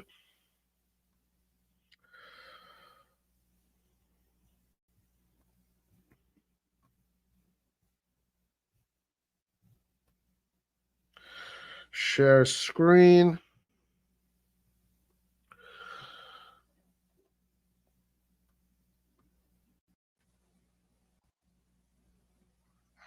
Oh my God, all these ads. Okay, you were able to bring quality off a bench. Oh no, so that's not the first question. Okay, let's go through the whole thing. Let's see what he said. What the fuck is this? Dude, look at this. Can you see the mouse? Yeah, it's like an ad. Wow, dude, dude. Ads are becoming desperate. That's crazy. It's a betting ad too. That's crazy. There were some initial difficulties. I didn't expect us to be perfect now, but I have to say that in the first 45 minutes, we were passive without intensity. Then we were more aggressive up front, having enough opportunities to win the match. We have to keep working. There's a lot to improve. Okay, so that's pretty much what we were saying. You're able to bring quality off a bench. We have a week to improve these players physically. It was impossible to start them, but when they came on, they did well. Now we need to get them back into shape quickly. So he's pretty much saying that the players are not fit yet.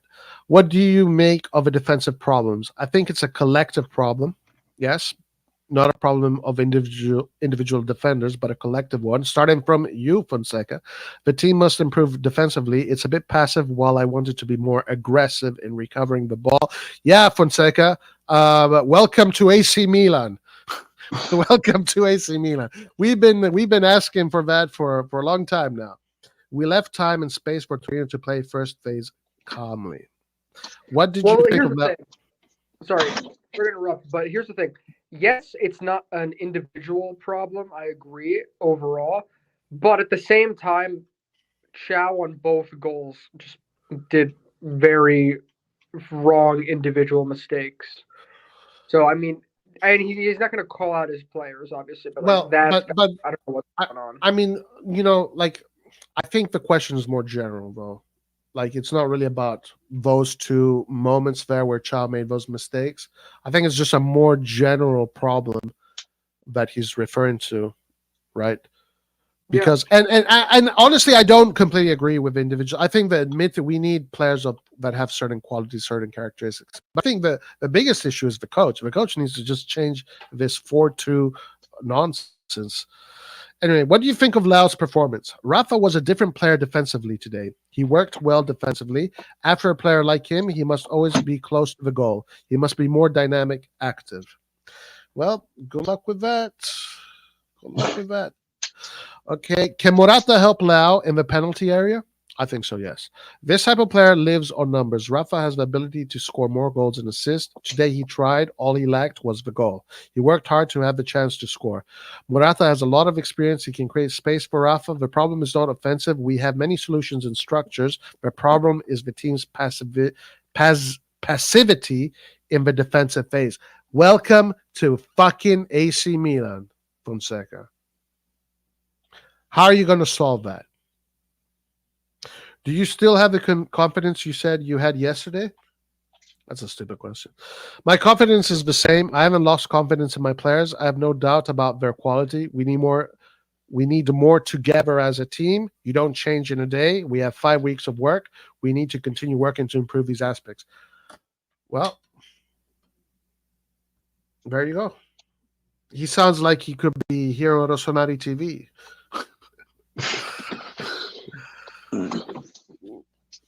I mean, he was being more general than anything, but I think when he's talking about enthusiasm about the players and stuff like that, I think that's more so because it's the start of the season. No one's taking it as serious as they should.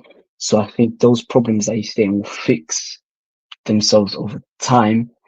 But I mean, in terms of Liao, I think the problems he's stating are the problems that he's always had. He's done everything right up until he gets to the final third, and I think that's on him to fix. He has to manage Liao and show him, if you do what I mean. He has to create the environment. A coach needs to create the environment where everybody excels, and he has to tap into Liao delicately. I don't know if with Liao, it depends what kind of person Liao. If you go at him too hard, maybe he's going to reject that. If you go at him too soft, that he's not going to take you seriously. You have to really be careful, I guess, with Liao, who is a player that knows he has immense talent and sometimes feels like he doesn't need to work super hard because he has all the talent. So yeah, that's going to be an interesting job for Fonseca. But again, reading this, I want to reemphasize what I really like about Fonseca is that he's super transparent. He doesn't beat around the bush. Pioli, if this was with Pioli would be saying a whole bunch of stuff. He would be talking about the weather. He'd be talking about the clouds. He'd be talking about I don't know what the fuck he'd be talking. But Fonseca, I noticed it in the press conference. I notice it right now again. He is very transparent. He says the things exactly how they should be said. I mean, he doesn't say it all, but yeah. So that's a good quality in him. I don't know if that's going to be good because in the world of politics, being honest is not a good thing. And when you're a coach, you do have to play a little bit of politics. All right, guys. Any last thoughts? How far is Guido from joining us? A little. But here's Okay, the okay. thing. Yeah. I just saw a comment saying that all of the games today were ties, Mhm. and I also was thinking about this. It was interesting because even I think we have to play Padma next. I saw them play today. Like they've got some dangerous players. Like Yeah. even teams that were just promoted. So it's going to be the league is very crazy this year. Yeah, yeah. I was looking at all the rosters, and there's a lot of good teams this year in Serie A. There's a lot of good teams. Like it's not going to be easy. And the league is going to come to life in maybe around halfway through the first quarter, or a little bit towards the end of the first quarter, maybe like in September. Um, when all the teams start to get their fitness. And I think it's going to be a very fun Serie A this year. I'm actually excited about the Serie A this year. I think it's going to be a lot of fun. And I hope that the teams are competitive in Europe. And also, guys, one more time, today, bittersweet. Milan Futuro beats Novara, 2 goals from Camarda. And, he's playing against adults now. He's playing against men. There's no hiding. There's no hiding. He's playing against men. He got 2 goals in a big game, in and out. So I think this season is going to be a fun season for sure. I'm looking forward to the season. As far as Milan goes, as of now, as of today, which is the 8th, August 17, I have a feeling Milan is still going to have the same issues, but we're going to find out if they can solve them.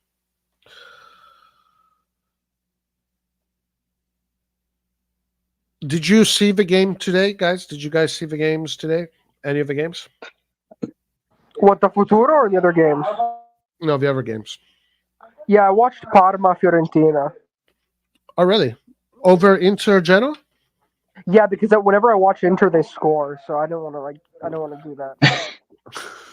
I I mean, swear, it's always like that. It's like I turn on their game and they score like they're losing or they're tying, and they always is come. it, man, that's the same issue I have. The minute I started watching Inter versus Genoa, it was 1-1. Then flipping Thuram scores. Like that's the same issue I face. But after 2-1, I switched off the game only to score on my phone and see that they drew 2-2. So I mean, That I, listen. Sorry, my bad. Finish. My bad. Go yeah, ahead. I mean, with Inter, I think they were just. I watched the game. I think they were just ring rust. I think more so than anything. It's the start of the season, they were a bit off. Their passes weren't sticking as well as they should, but their passes stick better than us, if that's what you want to know. But yeah, Inter they weren't the same Inter, but it's the start of the season, so you can't expect more. By the way, Fratesi gets way too much hate. He had an incredible play today to set up Turan for the second goal. But for some reason, this guy just gets only hate. I don't know why. I mean, Fratesi, it's a shame he doesn't get to start all the time. I don't know why Inzaghi is obsessed with Mkhitaryan. I mean, he's good technically, but give the guy a rest. Yeah, I mean, it's he's got a good midfield on his hands. Roy, question: you think that the Morata dive was a pen or no? I might have missed it.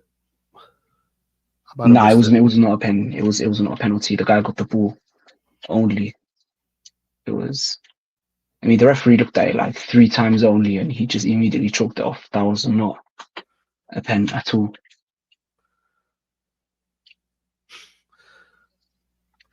Yeah, I missed that one.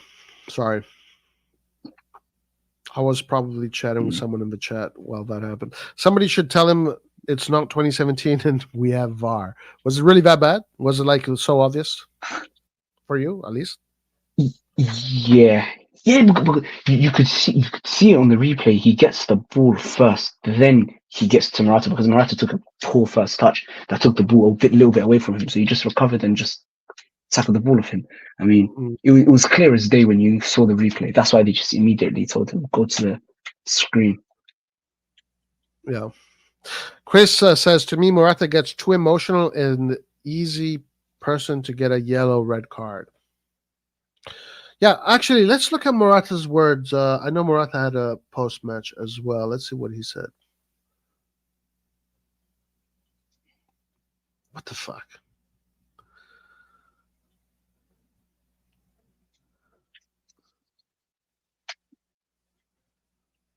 Okay, here we go.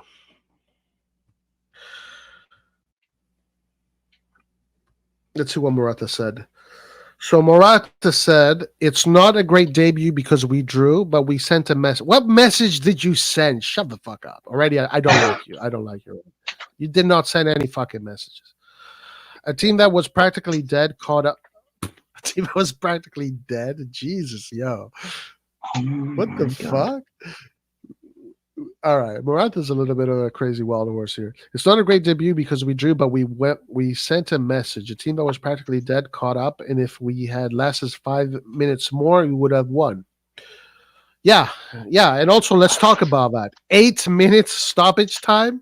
Did Cardinale go to the referee and ask him to do that for what? Well, Like, there's the cooling break, and there were a bunch of Yeah. time stoppages. oh, for the cooling breaks. The cooling breaks. You're right. My bad.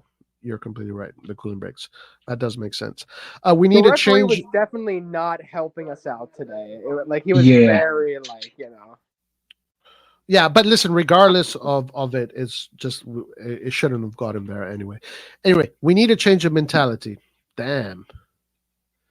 Bro, this guy just fucking played 30 minutes in Serie A with his team, Yeah. and he's saying we need a change of mentality. Oh my What the? lord. What? Every Serie A match will be tough. Every Champions League match will be tough.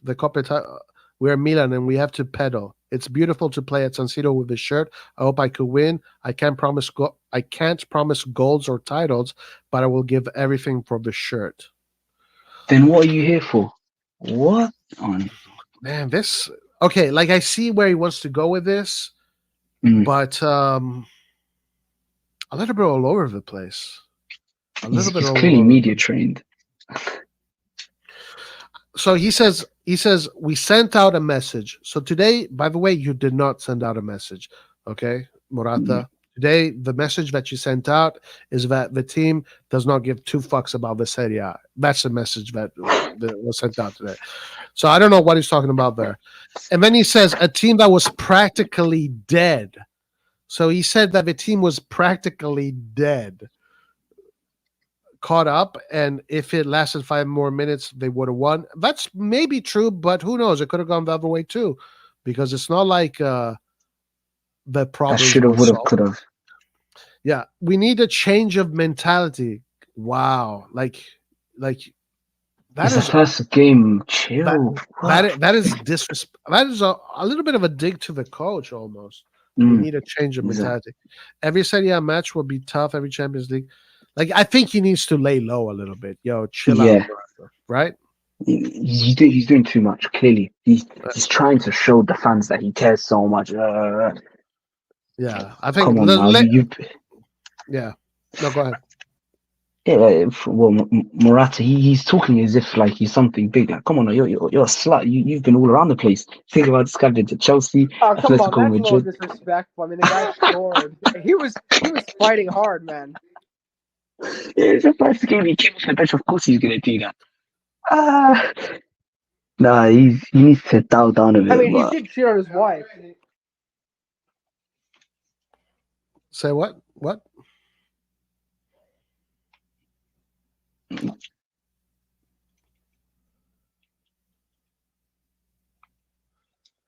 Say it again. Okay, so Amir says, I don't get it, guys. He literally said that he is going to fight for the shirt, and everything he said is true. They told him that he is here to be a leader, and he is right. There was no grinta today. All these things are true, but I think the messaging here is it's a little bit too soon, man. It's too soon. Yeah. Like we need a change of mentality. The coach should be saying that. Like, first of all, what's wrong with is the coach not giving the team a good mentality? Like, what is he saying here? And here he's saying the team was practically dead. Like, why was the team practically dead? Like, what were your teammates not playing seriously? I think it's a little bit too much, but that's just me. I think it's a little bit too much. He's not wrong, but it's too much. Is like chill out, chill out. Yeah, I mean, it sounds like he's been at the club for like years now. Oh, guys, we got Laert. Just asked me, send me a link. Oh my lord, Kratos is here. Oh, I don't disagree. Like he needs to be a leader, but also, you know, I think he was really emotional. Really emotional. Send me the link. Hold on. Let me send the link to Lard. What do you think of that interview, Antonio? What was your reaction to that? Give me 1 sec. I think I like Morata though. He's trying to like build on the positives. Is your dad ready? Soon. Honestly, you need someone like Morata to talk like the team needs to feel the heat. You need to push him, but I think he's kind of stepping. I don't know. It feels like he's stepping over people's feet here, and especially the coach. When you say we need to change the mentality, that is concerning, guys. That is concerning. If Morata says that, first game of the season, and you're already saying this is your first official interview with Milan, and you're saying that we need to change the mentality. So are you saying that the mentality that the coach has been trying to instill is not good? I don't know, guys. Milan is just let's say if Milan was run like a top tier team, you wouldn't hear these things. You wouldn't hear these things.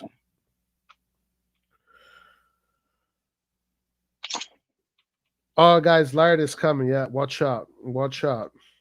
Hold your horses, guys. Kratos for life. I mean, all of this Morata is saying, it won't matter at the end of the day when we win the league, so you shouldn't play into it too much. From tomorrow, we will start doing it together. It's not concerning that he said there needs to be a change of mentality because Fonseca said the exact same thing in the interview. Yeah, I don't know. I mean, guys, I'm just talking for myself. For myself, if I am the coach of a team, I feel like the player is overstepping his boundaries there. But that's my opinion. I think we all definitely 100% know that this team needs a change in mentality, for sure.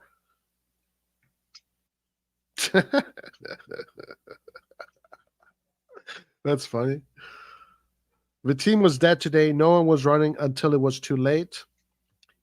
Exactly. If the coach isn't talking about it, leaders should. Ibra used to talk like that, and many Milan leaders, even if it's day one. Yeah, well, just a matter of opinions here. Lart, are you coming in, Lart? The Albanian Kratos, Morata sound. I read that. Let's keep on. I don't know where Rocco is, guys. Rocco disappeared. He also said it's not physical. You have to take a step further mentally. You have to understand that here to win titles, you have to work hard, make more fouls, become a tougher team. Yeah, guys, I'm sorry, but I find that crazy that you need to get Morata to tell you that. Like, I think we all know this.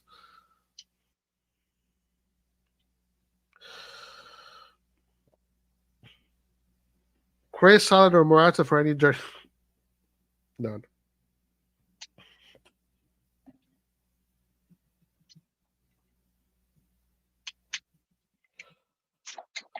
All right, guys, we're going to wait a little bit longer for Laird, maybe Guido's dad. If anybody else wants to join, guys, and say your piece, do it now. This is last call. Last call. If anybody wants to come in and say what they need to say, now is the time.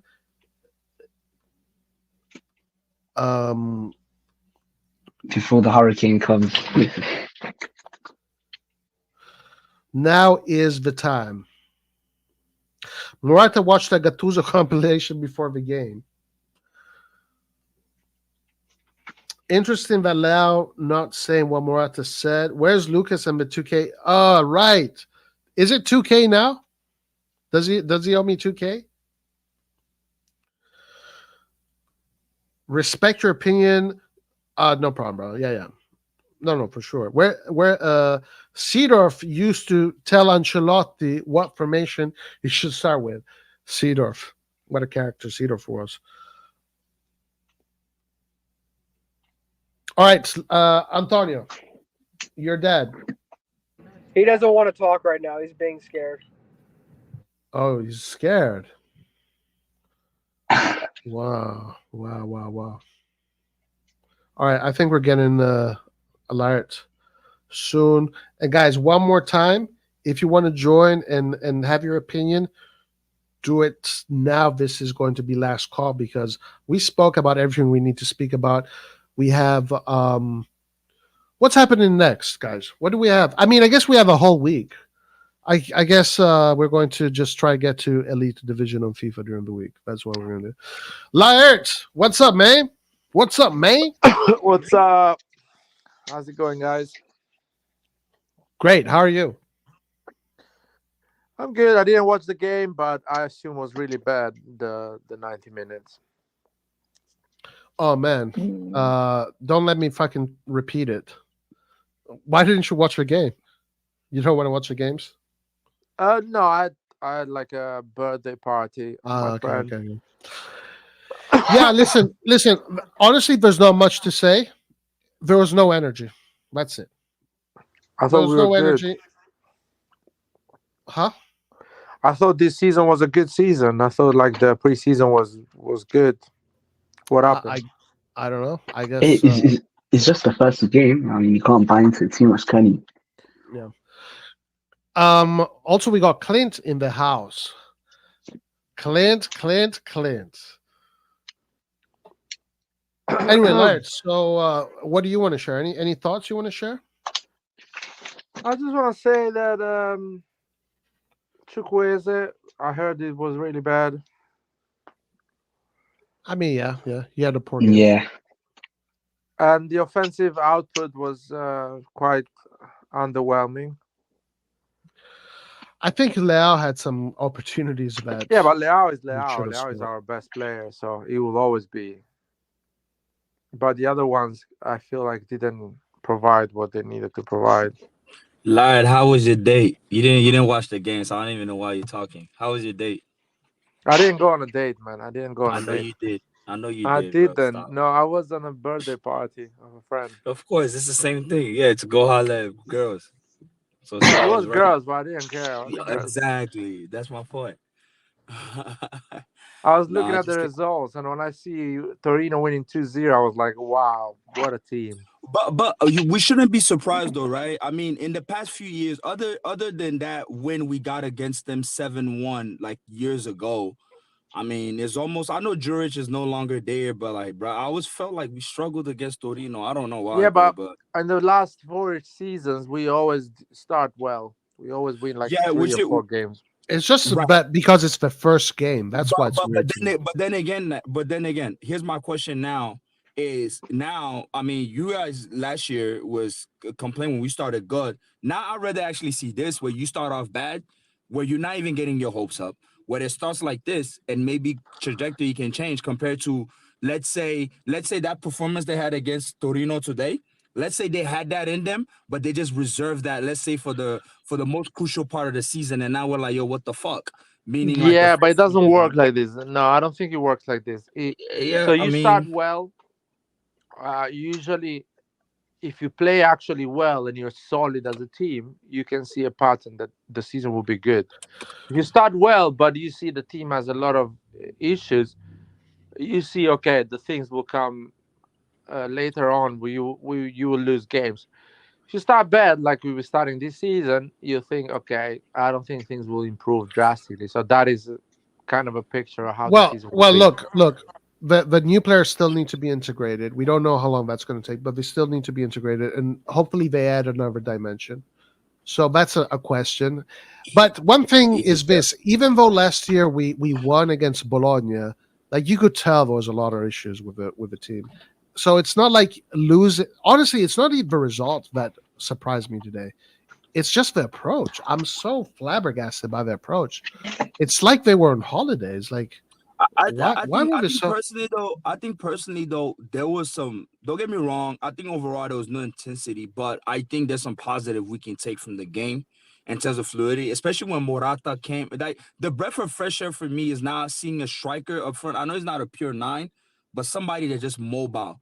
like as Morata was, which is gonna disrupt a lot of attacks going forward. Like that's something we have to admit. Like we did not have that dynamic prior.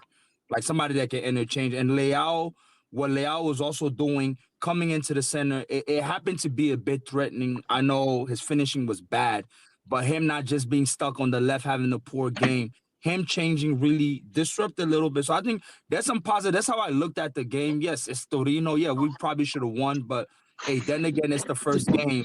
I think we still had to bring our BS from last year, meaning we definitely need a DM.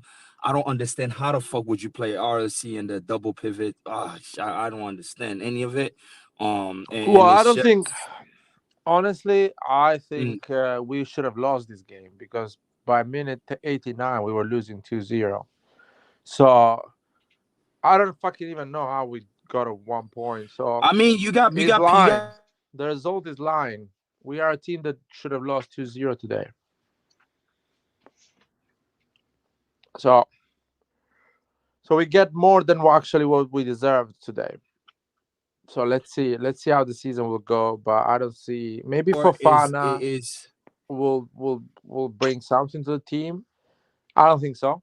I mean, obviously, Larry, you didn't watch the game today, but obviously, it's going to be better than what we saw today because today was no, and I think once we get our players, I think once we get like the actual team, I think that's when I can actually start having judgment. Exactly. I mean, Pavlovic is not integrated. Fofana is not the Morata. But he's not an incredible defender. Come on, let's not act like he's the next. I'm not refuting that. I don't think he's much better than Chao. I don't think his output will be much better than Chao. Yeah, but one thing too I realize is, and I think that's a big miss with Chiara, is we don't have, like, Tomori doesn't know how to organize the defense. And there's no leadership in that back line. That's a problem to me. And that's really problematic. Meaning you don't see them speaking to each other, as they're always waving hands. That's something I realized, like, Tomori is not as a leader as much. Yeah, he has the quality and the speed, but we do not have a backline leadership when we had like a Chiara. I think Magnan maybe is, but that defense, I don't see that line of communication. They're always confused on what they're doing. And me personally, I think Chao and Tomori, I personally felt like it would have been like one of the top back line if they paired them together, but I was completely wrong. I don't think these two should start together at all. No, but listen, guys. Sorry, let me say this a minute. I want to get Larry, and AJ's here too. I want to get AJ in here too. But any defender, even if it's Nesta and Maldini, if you don't have a midfield that are going to help, they're going to struggle. All right, Larry, go ahead. Agree. And then I agree with Roy. Larry, AJ, Van Ridger. I agree with Roy on this. It's not a matter of names. The way I was protecting Gabbia 2 years ago, I can protect Chao in this game. I can tell you, it's not a matter of players. You can put another defender of our squad, and the performance will be similar. Because our defenders no one is actually much better than the others. Some of them have more pace. Some of them are more, build up. Some of them are taller and more physicality. So I don't think you put our new players that we bought and the output is much better the way you think. We haven't bought any world-class player that you think, okay, when that player comes in, things will change drastically. So agreed. I see a season like this one. Maybe some games we're gonna get a draw. Other games like this we're gonna lose them. Most of the games we're gonna win them. Finish maybe top 4. Because we managed to keep Theo Hernandez and Magnan. So I think we still are favorite to finish top 4. So you don't think we're going to go for a title charge at all? Sorry? Guys, let's get AJ in here. And we also got Red John. For the top 4. No. Hey, Roy, oh my God, Roy! Before that dude, you just said who's his this name. Guy saying, "Oh my God, bro. No, who's this guy?" Red John. Bro. Here you are again doing the same thing like last year, and then you're gonna duck. You about to run away again. Once we get a 3-4 strings of games, he's gonna leave again and then reappear 9 months later. Look at you. Red John is appearing by the way, on games we're losing. So he clearly last year I only came the games we lost, actually.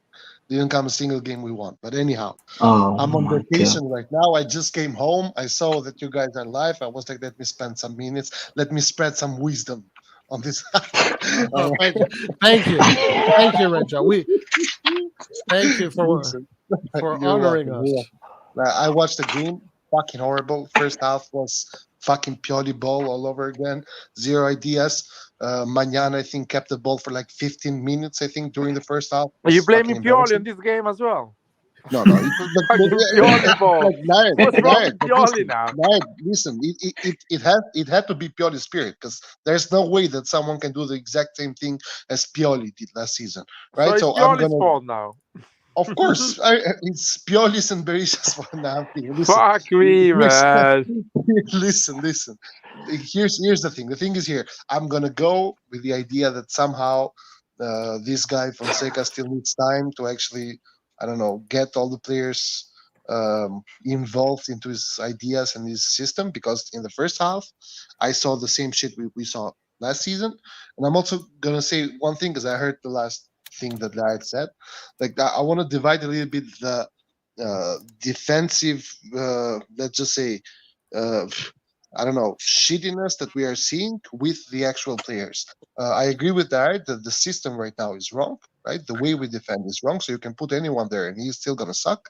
But at the same time, the own goal that Chow, let's just say, did, it was a stupid mistake, a mistake which you shouldn't do. Like, there, you don't try to somehow stop the ball. You just try to shoot the ball. He tried to stop the ball. He has square feet.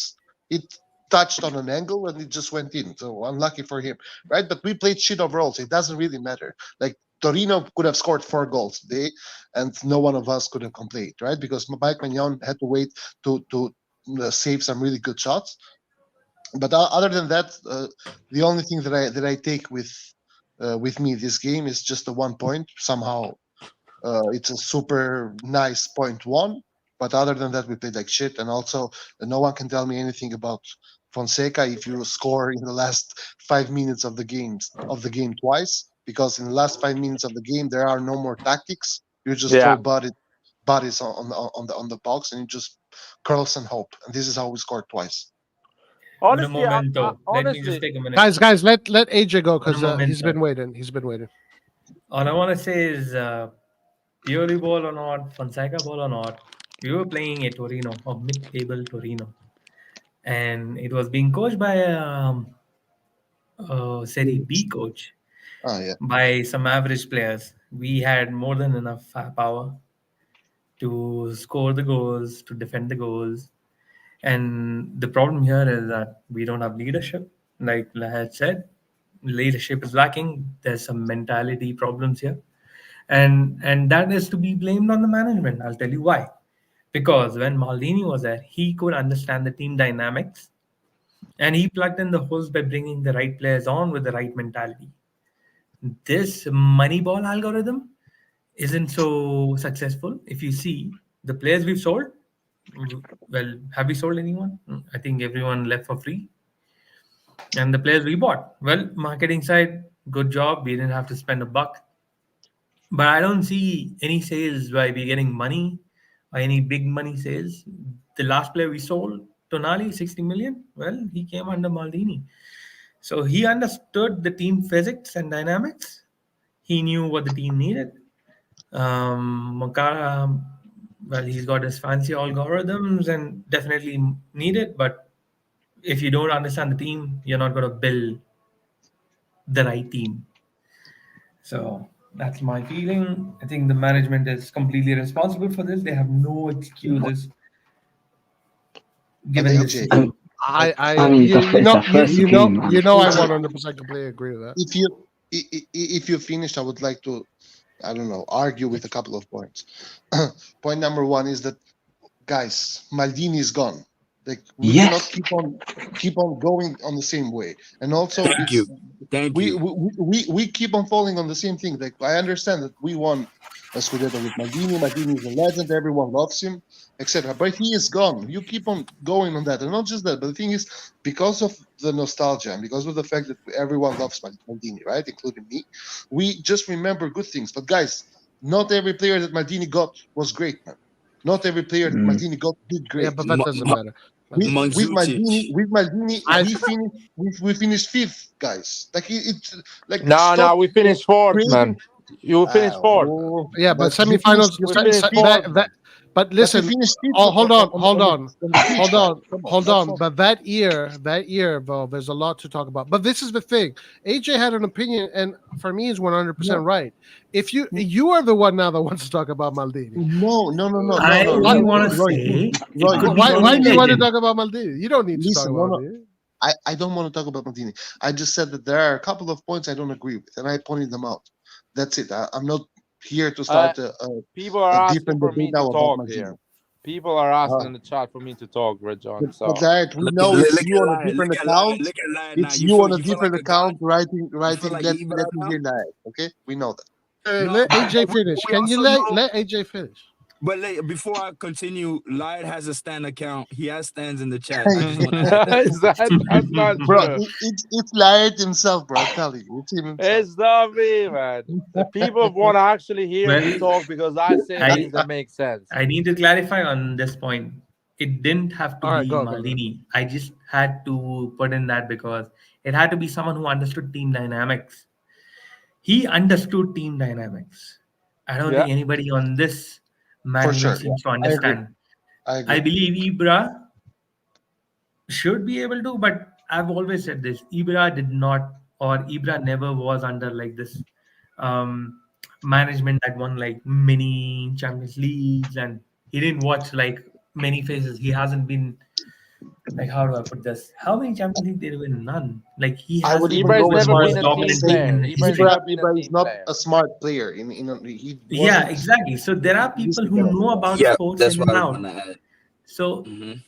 it could be anyone. I don't care. Okay, forget Maldini. It could be Donadoni for all. Like, yeah, okay. Anyway, But when I you think- do not respect your legends of the game is not going to respect you, and that's what's happening to us. AJ, I Perfect. feel your point, 100%. man, and I want to explain it to Rajon that every time we analyze Milan, we need to talk about Maldini because Maldini was the previous sporting director, so you have to compare the who did the job before, who is doing it now.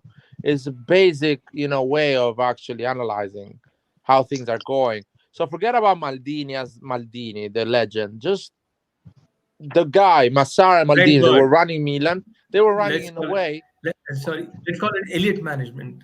Wasn't that Yeah. the last one? Yeah, let's call it And- elite management. That's And right. by the way, That's the Maldini got a lot of players. The players Maldini got wrong, they were cheap players. They were 2-3 million type of players. So you can get them wrong. It is fair to get wrong a guy that costs 0 or 3 million. Maldini, the only player he got wrong was CDK. That's it. But players bought with serious money between 10, 15, and 20 million. Maldini got them all right. All of them, he got them right. Yeah, but And the guys that cost 0 and So lie, and 1 million, he got them right. before you go, but You have to move up. lie, before you go, did he get Chow right? Because everybody Yeah, think he got Chow right a lot because of Chow shit. is still a valuable player. He's still a really good player. Fair. All right. He got him right. no, But but Chow is Laird, not I performing agree with because you. you guys Chow was went. 6 million though. Chow was No, cheap. no. But I want to Laird, say but listen, something. I agree Chow with you. I looks agree. bad because your expectation 2 years ago was, Chow is unbelievable. He's much better than Gabbia. My expectation 2 years ago was, no, Chow is the same level of Gabbia. He's still a good young player. That's why for you looks like, Chow is shit. No, Chow is a good player. He's 21 and he has I a don't lot shit. to learn. I'm not shitting on Chow. No, I know you're not shitting The on corporate, Chow. the corporate. I know fan who they are. base, That's the why I'm fan base asking. in general. Yep. The fan base in general. Not me, you, or anyone. The fan base now is shitting Who on shits Chow. on Is really Chow? Who upset shits about on Chow Chow? because No, listen. You know who it is. Don't ask me that. People, You know who it's not, exactly it is. It's not a matter of Chow or not. I agree Exactly. with what I said here. It's a matter of the system, right? You can put anyone there. We played like shit overall. Well, Like, I've been it's sorry, not a matter Rajon. of I a need player. to cut you there. I've been saying that all summer we need a coach that plays 3 at the back because we don't have the talent to play 4 at the back. We don't have the talent to put good midfielders to cover the 4 at the back. So we need a coach that plays 3 at the back, 5 midfielders and 2 strikers, or 4 midfielders and 3 forwards. 3-4-3 or 3-5-2. Our damn ass people that run this club, they own this club, they don't understand that. They are stupid. But you have to move on at some point. You can't stick to it. It's too early to actually come to a conclusion. Last season, No, it's not early. It's not early. I can tell you this is the way we're gonna play the entire season. You don't know that. You don't know because last season we won the first. Well, and I 5 knew games. last season. I knew. I told you we won the 3, and I told you it's not gonna happen. It's not gonna be like this. Yes, but and also I know this season. I'm telling you right now, this is not gonna happen. Also in the year we won Scudetto, you said we were not gonna win. Because fucking Napoli was Barcelona 2.0. That's why I got it wrong. No. Because and Mike Maignan got injured for 7 months. I'm talking about the year we won the Scudetto. You said we are not ready to win it. No, I said we're gonna win it. I said we're gonna win it. I said we're gonna challenge. I said we're gonna. There is fucking videos, man. You're not gonna win this one. There is all right, fucking guys, videos. I told everyone. Guys, I want you to read this. Like it was yesterday, man. It's not like I no, was man, here. Stop copying. There is video. I've been fighting with you. That season, I was fighting with you. When Milan was 7 points from Inter, I was telling you we're going to win it. We're going to challenge. Not only do I remember what you said, I remember even when you said it. You said it when we were 1 point ahead of Inter. And you said we are not ready because you are. It doesn't matter because I'm not in the competition. Who's a What are you talking about? It? I was telling you every fucking call on the group chat that Inter was robbing us, that we were losing games because the referees, that we should be there fighting with Inter, and that we're gonna be there. Hey guys, hold on. Guys, let's bring it back. Let's bring it back. Fucking hell, man. Let's bring it back to civility. Let me add this. I'm about to leave. Like I'm gonna make the statement. What I'm going to say is, this season, let's wait because management can either get it completely wrong or right. Just because, like I said in the chat earlier, there was a plethora. There was a plethora of coaches this year. They went for Fonseca. Time will tell if they did it right or wrong. That's all I have to say. That's all I have to say. Okay. Yeah. Yeah, and you're gonna say that next season, man. Next season, you're gonna say the same thing. That is. We need to wait. That is. What's the word? Milk toast or sitting on the fence? But no, I've been sitting on the fence. I'm always gonna do that. I'm sorry, but like Inter, I'm never gonna take Isham position. Never. Inter also drew today. Are Inter also shit? Exactly. They look good. They look good. They look good. They look good. I haven't give the team a chance. I'm sorry, but Roy, did you watch the match? Because I was cursed to actually watch that shit match. I did. And Inter played like shit. And also not just that, but I also have my conspiracy theories that the goal that Thuram scored was offside, and somehow with the power of AI, they made it look like he was onside, but that motherfucker was offside. Okay, I'm telling you. I'm telling you. What I saw from Inter was the same spirit, same desire. No. Red John, give the team a chance. Red John, I haven't followed Inter, so why are you asking me for Inter? I'm telling you. Guys, I'm I don't like it on these things. Like Inter, maybe they didn't play their best game, but they still is the same spirit. It's the same team, same spirit. No, you won't know that until midway through I don't the season. care about how Inter played. I'm worried about how Milan played. Why are you talking about Inter? I refuse to believe that this is how we are going to play the entire season. No, it's not. But nobody said that. By the way. Who said that? Did someone say that? You guys, because you are drawing conclusions on this. No, you are drawing conclusions. Nobody said that. I've been here talking for 2 hours. I've said many things. Red John, maybe you don't want to understand. I'm telling you, this season will be similar of this game. We will have moments of brilliance that will solve games and moments that will win games even playing shit. But it's not going to be anything exciting. We're going to be top 4 at the end of the day. We're not going to challenge. I think no. Come on. It might happen. I am of the opinion that still this game, keep in mind that we started with a horrendous lineup. By the way, with Salamakers as a left back. I don't know what Fonseca was thinking. 2 attacking. overall. But anyhow, if that's the way he wants to interpret the game, I'm for it. Let's see what he does, right? But keep in mind that you didn't have Reinders, who's your best midfielder. You didn't No, have he's not. Theo, who's He's not. He's not. he's He's he's not. by far the best midfielder. Hasn't He's by changed far. much. Yeah, No, he's I not. don't even. No, he's not. I don't. He's not. I don't even. I don't even think. I don't even think I'm telling you. there's So you don't tell me in there's 2 years that you guys loved Renders 2 years ago. no I'm telling you no now. no Don't no come no. 2 years after and tell He's me, oh, you he's really but like Renders. It's Okay, not but he's happening. how much does by he far. change? Like you have to be careful how you evaluate how much you change, how much of a difference. Like it's not that much. Today, It's not that. today, for me, today he and by the way Musa, which is a surprise to me, changed the game, right? And I agree though, right? No, Because I today said what before changed? No, dude, what that changed the game today is that they panicked and they needed to score. That's Yeah. what changed. yeah, but the players who took the ball and the responsibility to do something They had were nothing to distant. lose, man. These If players, you when they were have something to lose on a 0-0, do nothing. They don't the, actually listen, unlock No, it. the players I that disagree. today made a difference, that actually brought up the energy, was Okafor and Morata. Those are the two players. The other I guys are just disagree. I we're disagree. walking. Roy, you know who made the difference today? The players of Torino that lost the game. They were 2-0 on 5 minutes at the end of the game. They lost the game. Yeah, Milan didn't do nothing today. you can look at it that way.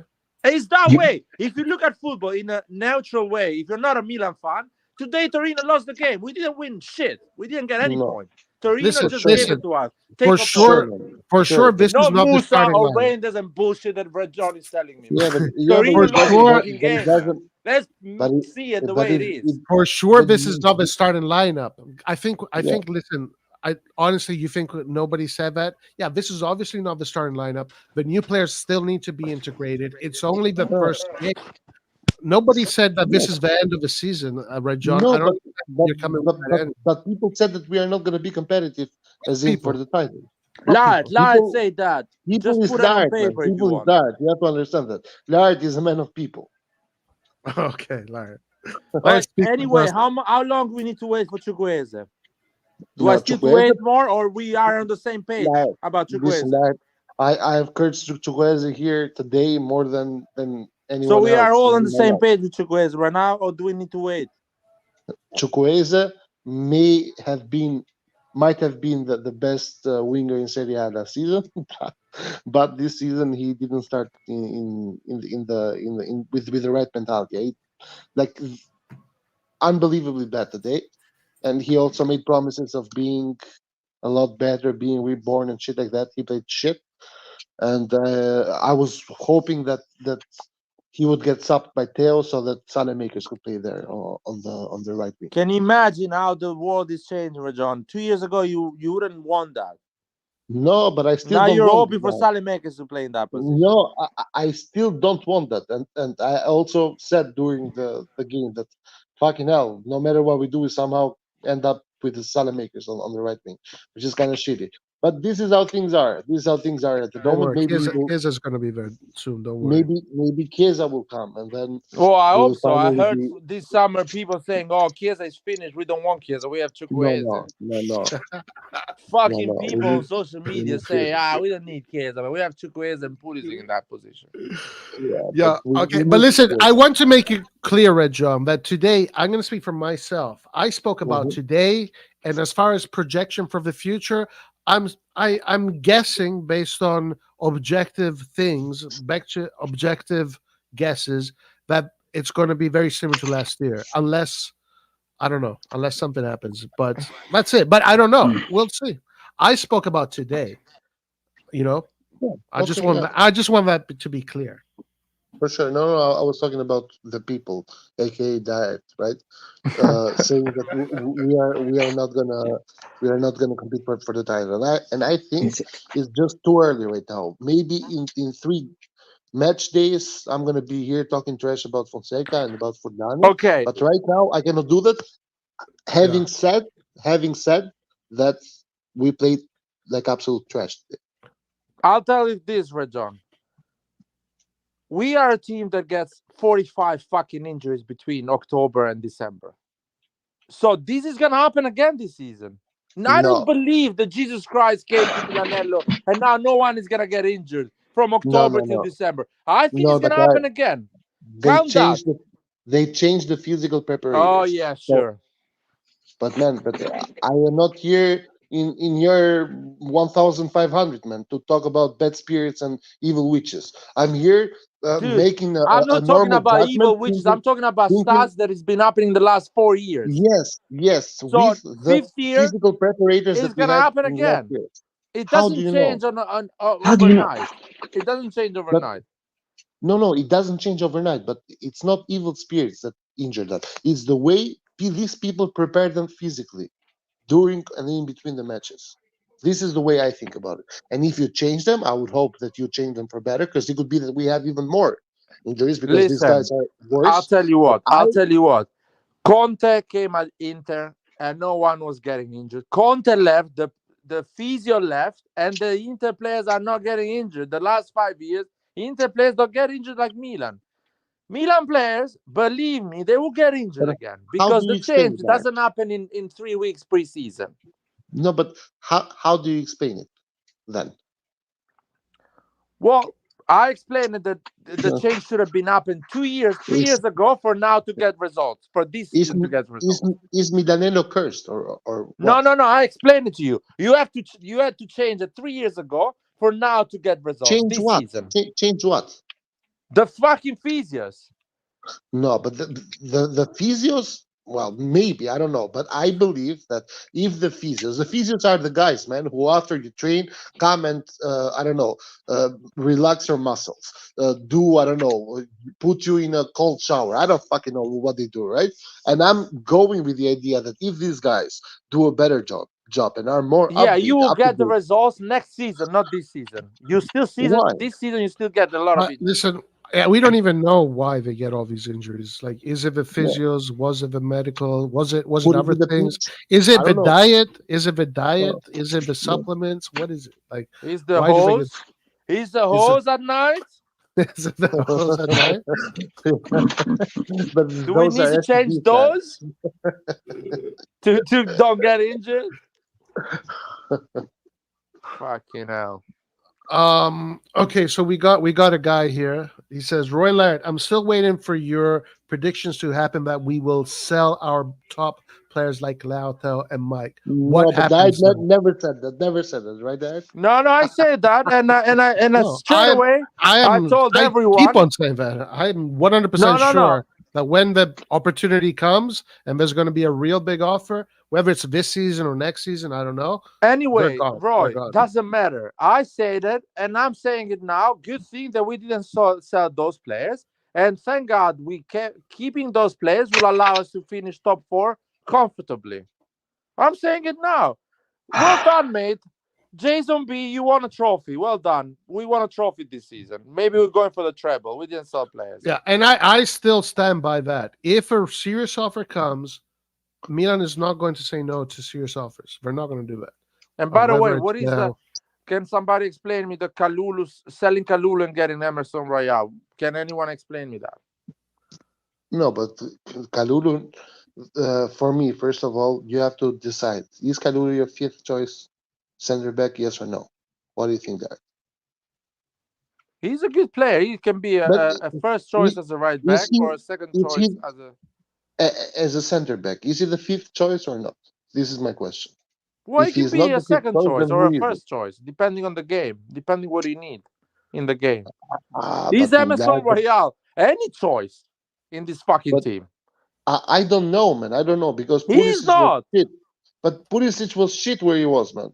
He was shit. So was Theo Hernandez. He was No. shit where he came from. It's So not the was same. Emerson Royale is average. He's actually not I'm good not at playing saying football. I'm not Pulisic was no, scoring fucking 20 goals in well, Bundesliga. hold on. no, he He's an wasn't. actual No, he talent. wasn't. No, but Dad, no, he wasn't. hold on. Let me interject here. Pulisic, regardless of his season with Chelsea, he is considered the best American football player. Yeah, So, but still, it's. I don't think that's a good comparison. And the Last Pulisic one, that's career not was saying stopped that. Come on. by injuries. Doesn't The matter. Pulisic career was stopped by injuries, by different weird situation at Chelsea, different coaches and things like that. He was actually good at Borussia Dortmund. He's always been a talent, up and coming talent. So he's a different way, Pulisic. Emerson Royale is actually We, nothing happened to him. He's just bad. I don't I don't know. Maybe he's really bad, and I'm going to be here talking shit about him as well. But I don't now, know either. I don't know either. yeah, I've if never you seen want this me guy to, play. if you, I've never seen him play and looked at him, man. I've seen Tottenham play, right? I haven't given a shit about Emerson Royal to be focused on him. Now, what I say here is this: that you have a list of players that you can register, right? And the list of players that you can register is 17 foreigners. So now you have to pick and choose which foreigners you actually are able to add to the list and which aren't. The ones that you are not able, you are going to sell. And my question to you is this, because I maybe don't know the answer. Is Kalulu one of these players that you would sacrifice? No. If not, who is? Because you have to put Fofana there in that list. Who are you going to Well, remove? Kalulu is French. He has a European passport. Is he considered a foreigner? Yes. Only Italians who are playing in Serie A either before they were 21 Wow, or this is a whole different uh, headache. This is a whole different thing yeah. now, yeah? And So we only have sell 17. fucking Chukwueze. Get rid of But Chukwueze. who's gonna buy him, man? Did you see him play today? Who's gonna buy him? Give him on loan. Get rid of him. So Let's be hold on. realistic. So Milan, what's the situation with the quarters? Where are they at? The situation right now is that we have 19 players Okay. who of which 17 only we can register. Well, what about Emerson Royal? How did he get it? Yes, Emerson Royal is one of these 19 players. What? And who, That's what I'm saying. Don't put Emerson. Keep Kalulu. But One you for just one. want Emerson, man. Fonseca wants Emerson. but Well, but fuck who's off, Fonseca. who's I'm gonna extra? be his Who's first enemy extra? if he wants Yeah, Emerson. extra is the guys that today Fonseca talked Rejon, about. Rejon, my So question. Can I so ask you a question? Ali and Can I ask you a Kalulu. question? Adli. I need to ask a question to Rejon. Tell me. Does Fonseca want Emerson Royal, or is because Emerson Royal manager agent is the same I of don't know, Fonseca? lad. How the fuck would I know that question? Like, Well, what are we that's a talking about? problem. That's a problem if I you don't don't know. know that. Fonseca says that he likes him. If Fonseca says he likes him and he may offer something, then sure, let me see. I will be here, the first one talking shit about him. I love doing that, so don't worry about that. The way I see it is this: that you have to remove now 2 players to put these players into the list. By the way, you can get Chiesa and not need to put it in this list, right? Because Chiesa is Italian and he is homegrown, right? Wait, you Are we can gonna put get him? Chiesa? You I don't can believe we're getting you Chiesa. I can put don't him? believe. You Yes, can you put him? can. You Yeah. can because So every what do you player need to who is do? homegrown. What does Milan need to do to complete the list? Tell us. To complete the list, Milan needs to sell Kalulu and Atli. And get Chiesa for me. You have to get Chiesa because a player of his caliber, it doesn't matter how ACL, yada, yada, yada. You cannot let this opportunity go. He costs 15 million. You can get him for But 10. So does sell Go 2 get bench players to get a hospital player. it. hospital Hospital player? player, bro. No, I Listen, don't agree with that. I don't agree with that at all. First of all, if you look at the team right now, and because this is a big if, because we have the experience and the past telling us that there are some coaches who do the whole preseason with one formation, play the first match, look like shit, and then they change it. Gianpaolo did that, right? Now, assuming that Fonseca is not going to do it and he knows what he's doing, he's going with the 4-2-3-1. Technically, you would need a substitution for Chukwueze, right? Because Okafor now is going to be a striker, right? The third striker or the second striker, hopefully, because Jovic is What about Salamanca? unwatchable. Salamanca is the substitution of Leao. So you need Chiesa in the right back. Okafor is a striker now. I don't want to see Jovic play anymore. Put him in the last 5 minutes. Jovic is not a lone striker. Please don't make me watch Jovic anymore. Okay, all right, And and that's it. okay. But so Milan now has to get another Italian player, right? Because of the No, quotas. they don't have to, but they don't have could, and They nothing would permit Nothing them to. stops Italian players, Roy. Yeah. You can get 25 of them. Oh, They can oh, play. oh, Jesus! Thank God, thank God. As long as they are homegrown, right? You cannot get an Italian player who has Who played grew in up Switzerland, in for example. Argentina, like Yeah. Retegui. Like Messi. Retegui, for example, Messi is Italian too, right? Yeah, and so is Djokovic is Albanian now. Come on, bro. Like this. No, Messi has an Italian passport, so technically he's Italian. Guys, Okay. three-quarters I of didn't know Argentinian team is Italian. Defensive Dynamo podcast, Nico, what's up, bro? Told you Vanoli's a really good coach and has his team well schooled in Inzaghi ball. Guys, tough question to ask, tough question to answer. Did Vanoli outplay Fonseca today? It's not a matter of Vanoli outplaying Fonseca. If you ask my raw opinion here, I feel like Fonseca Yes. was of the idea that let's give the ball to Magnan and pass around the defenders. And you know what Torino is going to do? Torino is going to come and take the ball. And Torino did the opposite. Torino was like, keep the ball, man. We don't give a shit. And from there, we were like, Because what the fucking fuck do we Italian do now? coaches are clever What and the not fuck idiots do we like in do Premier now? League. We were there crying. Like, what the fuck do we do now? They are not coming, right? And this is how we, like, Fonseca has to think that he's not going against people of fucking Bauto, right? He's going against actual coaches that are not going to come and press you high because you're keeping the ball. So you're saying So- that Fonseca put out a bait today and Vanoli did not take it and instead reversed the roles. No, Roy. What I'm telling you is that 90% of the teams in Serie A are not going to come and pick you high, man. Like they are not going to press you high. If you keep the ball with the goalkeeper, then Especially in San Siro, they're gonna be like, What? fine, stay Are you there. kidding me? I'm staying here. Exactly. You think Torino came to win today? They came to take a point. But let me ask you a question, this. If you know this, if I know this, Laird knows this, everybody knows this, how come Fonseca doesn't know this? I don't know. Maybe he interpreted the match wrong. Maybe the players didn't interpret what Fonseca was telling them to do. I don't know. It's just the first Well, match. listen, honestly, in all fairness, I did hear, and I say this in all fairness, I heard Fonseca's press conference the day before, and he did say that that's what he was expecting. Torino that would stay back and would Also, try to are hit the goal. you're double stupid, not just one Yeah. time stupid. You're double stupid because you know and you don't do it.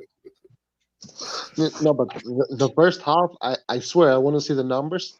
I am certain at least 7 minutes or 8 minutes, Magnan had the ball in his feet, which is absolutely crazy to me. No chance. No one can get 7 minutes the ball in a football game. It's impossible. Yeah, I understand, but 3 minutes, 4 minutes. Like Magnan had the ball a lot All right. of times. And AJ, you said yes, so you think Vanoli outplayed Fonseca?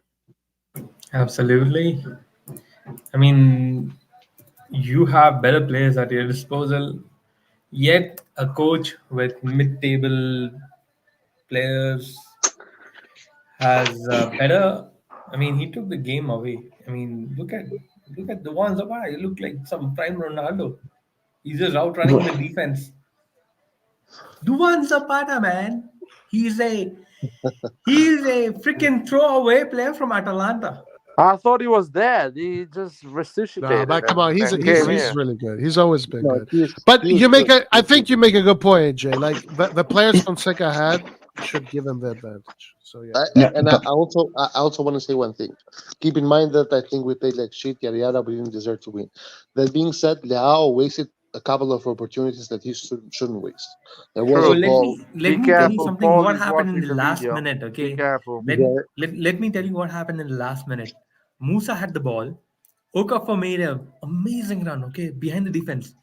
Musa ignored him. Okafor was mad. He was so mad at Musa. He's like, why didn't you pass me the ball? I don't know if you guys saw that. You should go and check the last minute.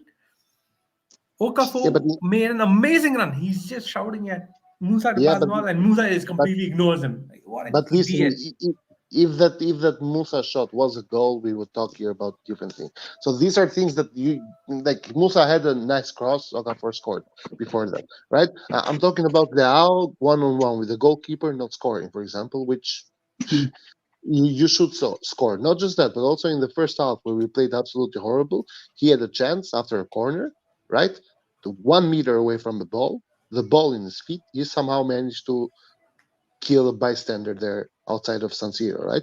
These are things, for example, that if they were to happen like they should have happened, or what I expect to happen if a player like Leao has the ball in front of the goal, we would maybe be here talking about a different game. Not gameplay-wise, right? Because gameplay-wise, we played like shit. The result didn't. I have a question for the panel here, for the Yes. experts in the live. Yes, sir. What do you guys think about Expert. this Fofana guy? Is he gonna be good for Serie A? Is he gonna be like a game changer for us? Or I mean, listen, he has really impressive stats. And in his highlight reel, he looks good. But is he like that much better than what we have? I don't know. That's what we're going to find out. And how long is it going to take for him to integrate? Because he's coming into the team pretty late. So that is a question. But I don't know. One thing that he should have more than the other guys is muscle, and he should have that more than the other guys. So we'll see. That's where I have it at right now. Yeah, I agree with the second point of Roy here, that he came now after the season has already started. In other words, he is going to need some time to actually understand what the fuck the coach wants, right? And what his role is in the team and how he wants to interpret the role. That And being get a- said, I feel like And he get is a a, player and hold on and get acclimated to Serie A and Italy. and get to know the players and the positions, because he's playing as a midfielder, so he needs to know so it's going to take a couple of, I don't know, a bunch of time for him to actually get used to it and interpret the role as it needs to. But I feel like this is the kind of player, even though, by the way, if you ask me, I feel like he's more of an 8 than a DM, but then you check his stats, and I don't feel he scores a shit ton of goals or assists, right? But he has a really good passing accuracy stats, at least what I've watched on Reddit. And like a ball recovery, which is really And what we ball need. recovery, right? So you are gonna get a guy who's physical. I think he's like 186, 187, physical, strong, and that apparently has a good pass and vision. This is yet to be seen. I don't know him. what I haven't watched Monaco. what But are I'm the not gonna tell chances you. that he is like he gets a Bakayoko type of season? I what are the chances? I The don't know. chances I honestly don't for know. every player you get, you have a chance for him to be like that. Like, I don't know. Like I doubt it. I doubt it. 5%, 10%, 2%. Under I don't know. Fonseca, 50%.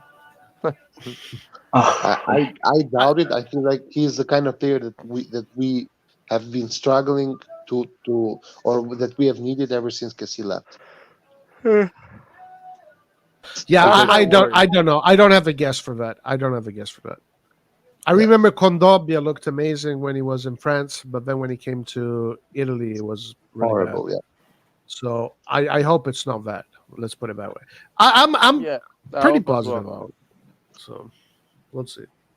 I'm pretty positive about him, and somehow I'm positive about Pavlovic with zero reason to be positive about. But With somehow I feel Pavlovic, like I don't think he's much better or better than the guys we already have, but he's an extra player. The I only don't know. thing I'm positive about him He's that a bet. he's left-footed. So putting Tomori on the right and him on the left, Yeah. maybe, and he's new, so he will have more motivation, more concentration than the other defenders. He'll The be the only reason maybe I'm positive about him is because he has the face of someone who I don't know, knows that he is making a living with football, so he's gonna take it seriously. This is the only. Maybe I'm talking trash and he goes clubbing and I mean, fucking home every night. I don't know. yeah, maybe he's old school that he doesn't go out Yeah. and he's focused on he's football. Yeah, maybe. aggressive. He's aggressive, and he's aggressive. He brings more aggression, but I don't think he's much better than Tomori, honestly. I don't know. I don't know. Like, I think if Tomori was Serbian, Tomori would probably be in the Serbian national team, right? Like, he would be the starter, Okay. no? Yeah, probably. Yeah. Am I mistaken? No, but most probably. Yeah. But yeah, because he's playing at Milan, of course he's gonna be in the Serbian national team. It's not like I they don't have. know. I don't know. I don't know. We'll see. I honestly Yeah, don't know. but the fact that he's left-footed can make a difference. Putting Tomori on the right, him on the left, the build-up will be quicker, a bit more polished. But still, Yeah, these let's are see. Let's we're see. talking And about build-up teams that doesn't they're matter maybe with defenders. 5% First, we better. should learn to defend. That's the biggest problem we have right now. Well, Fofana Forget the build-up. should help the defensive aspect of the game. Fofana, Benacer as a double pivot. This guy Pavlovic and For Tomori me, center Fofana's back. job is to connect the Fofana defense with Rangers. the attack, not to just defend. I think the For defenders need to be defending better. All for of them. me, if Fofana does not turn out to be a failure, and he is actually good for the role we got him. Him and Rangers are the perfect, in my opinion, match for that midfield. Nah, Instead of Benacer is superior. If Benacer doesn't get injured, no, he's no, superior than Renders. Like my Yeah, I I personal. agree. don't, I agree a lot I, for sure. I I agree a don't, lot.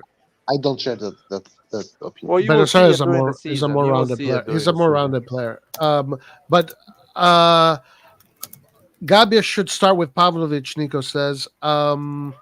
Yeah, I think Pavlovic should be coupled with a defender that is good with his feet. And I think it should be either Gabia Tomori or Gabia Pavlovic. Honestly, I think it should be three at the back, Pavlovic on the left, Gabia in the center, and Tomori on the right. And I think that's a very balanced three at the back, where you have two But players guys, on the center back left, center back right, that are aggressive and play that kind of game. And then Gabia, has who's much Fonseca ever more played three at the back? and Gabia is much more composed.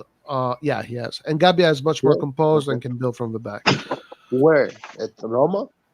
Roma, Lille. So with Fonseca, when he came to Italy, he started with a 4-2-3-1, and he leaked a lot of goals. He was losing games with his 4-2-3-1. So then he changed it to a 3-4-2-1, and he had an 8-game unbeaten run. That's what he's famous for in Italy. He's Fonseca in Italy is famous for two things. The 60 Losing a game to 3-0 because he subbed 6 players, and also Yeah, I remember and that. Oh, fucking and for hell. his Yeah, it was Fonseca doing that, man. Fuck me. and for his Yeah. and for his 8-game unbeaten run, and that happened right away when he changed his formation to a 3-4-1-2. He speaks about it in his master class, so it is a formation he does. I think he should do it right away. I don't know why he's wasting time. Well, he's gonna lose few games, and he will realize because San Siro is a lot of pressure, and he's gonna go back three at the back straight away. It seems you guys have no faith in Fonseca. I mean, give the guy a chance. Well, it's not. It's not about having no faith in Fonseca. I think it's more like the team is not unbelievable. So any coach will have difficult moments. That's my take. I never blame Pioli for everything, and I'm not gonna blame Fonseca for everything. I think the team there is some issues. Anyway, with Fofana, maybe so if Fofana gets an unbelievable season, literally can transform the whole team. He can bring the team to maybe challenge, maybe. I'm not sure. If he has an okay season, a good season, normal season for someone that just came in Serie A, Milan will be comfortably in top 4, and he will be one of our starters. And If he if has a that bad works out, season, it's sorry, a go problem. ahead, finish it. Yeah. And No, I if think he if has a that bad season, it's a problem. yeah, and if that works out, if they can also land Chiesa, which I know you don't believe in, but if you also bring in Chiesa there, now I think you can start really talking about Yeah, some interesting stuff. yeah. You can start really taking. You can be like at that point. They bring Chiesa, and Fofana is having a good season. I can start blaming Fonseca if things are not going well. Yeah. I don't know who to blame because, of course, we didn't buy a decent striker this summer, like every fucking summer since I've been alive. No, that's not true. Shevchenko, Inzaghi, Yeah, fine. Ibrahimovic. Who else? Thomason. Yeah, but Knight identifies as a 15-year-old. Exactly. I forgot about those periods, man. I don't even remember them anymore. Uh, looking at Okafor and Chukwueze, I'm erasing all the good periods of AC Milan. Listen, I'm going to give Okafor credit. I like his energy. I think, honestly, he should start. I think he should be a starter. No, because he's a super sub. He's a super sub. I don't think he's effective as a starter the way he's effective when he comes from the bench. it's possible. I would give him a shot because there's just, as far as what I saw today, the energy was so poor.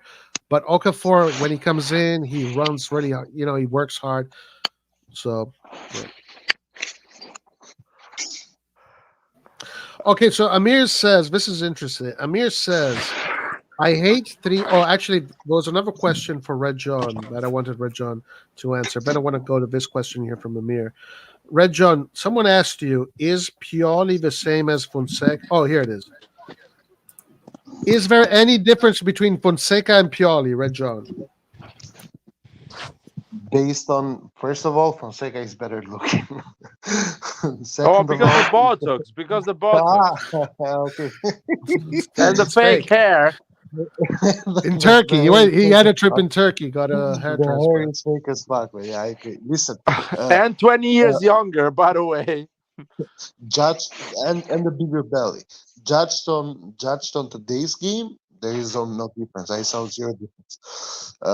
Based on or based on my hopes, yes, there is a difference. The difference is that Fonseca is gonna mark, according to him, is gonna have zonal defending, whereas Pioli was man on man, and I'm hoping for that to make a difference. Even though, to be honest, in Serie A, everyone man marks, so I don't know how that's gonna work out in Serie A. But I feel like our team on the offense, as long as we have some sort of an idea how to push the ball forward, is good enough, or good enough to actually win us points. But we certainly need to fix the defense, and maybe Fofana and Pavlovic might come in handy. So I'm hoping to that. Today, based on today, there is no difference. I saw Pioli with hair, fake hair. All right. Okay. I don't Okay. think So, you can give it. go ahead. I don't think you can give a conclusion on that. I think that's a baseless question because it's the first match day. Yeah, So- we'll definitely be able to tell later. Yeah. Okay, guys, I want to talk about this because this is interesting. Some of you might agree, some of you might disagree. Amir says, I hate 3-4-3, 3-5-2. That's not Milan. Never been. Milan is the team that plays beautiful football in Italy. Milan was always European. I will play 4-3-3. Holden, CM, CDM, CM, Benacer, Fofana, Reindeers. Now, just before we move on, Fonseca also does play a 4-3-3. Fonseca has played in his career 4-2-3-1, 4-3-3, and 3-4-3 or 3-4-2-1. But what do you guys think about this? Should Milan go to a 3 at the back or not? Or should go to I 4-3-3? I No. can reply to this. Go ahead. I don't love the 3-4-3 or 3-5-2 as well. But the Milan he's explaining is a Milan that has been dead for a long time. It doesn't exist. It's not even in this universe anymore. The kids that were born in 2010 don't even know that Milan existed. So stop talking about that Milan. The Milan that is right now is a 3-4-3, 3-5-2 type of team. With that formation, this Milan can win the title, can go far in Champions League. I'm talking about that Milan. The Milan we're seeing right now with these players is a 3-4-3 or 3-5-2 formation. The Milan Amir is thinking is the Berlusconi Milan, the millions, the best players bought, the best coaches. Of course, that is a 4-3-3 or 4 whatever, 4-4-2, whatever was it. But this Milan, no chance. This Milan is at the level of Atalanta. So We need you're to play saying that way. What? because the Milan needs to be more humble, right? They just need to be more humble and Yeah, they need to be more humble. That's what you're saying. Yeah. What? Anybody else, guys? What do you guys think about the 3 at the back, 4 at the back? Or do you agree with Amir that Milan should always strive for that kind of football, or not? What do you guys think? Anybody else? I think it limits our attacking potential. I think, me personally, if you're going to have a 3-4-3 or a 3-5-2, you have to have creative midfielders.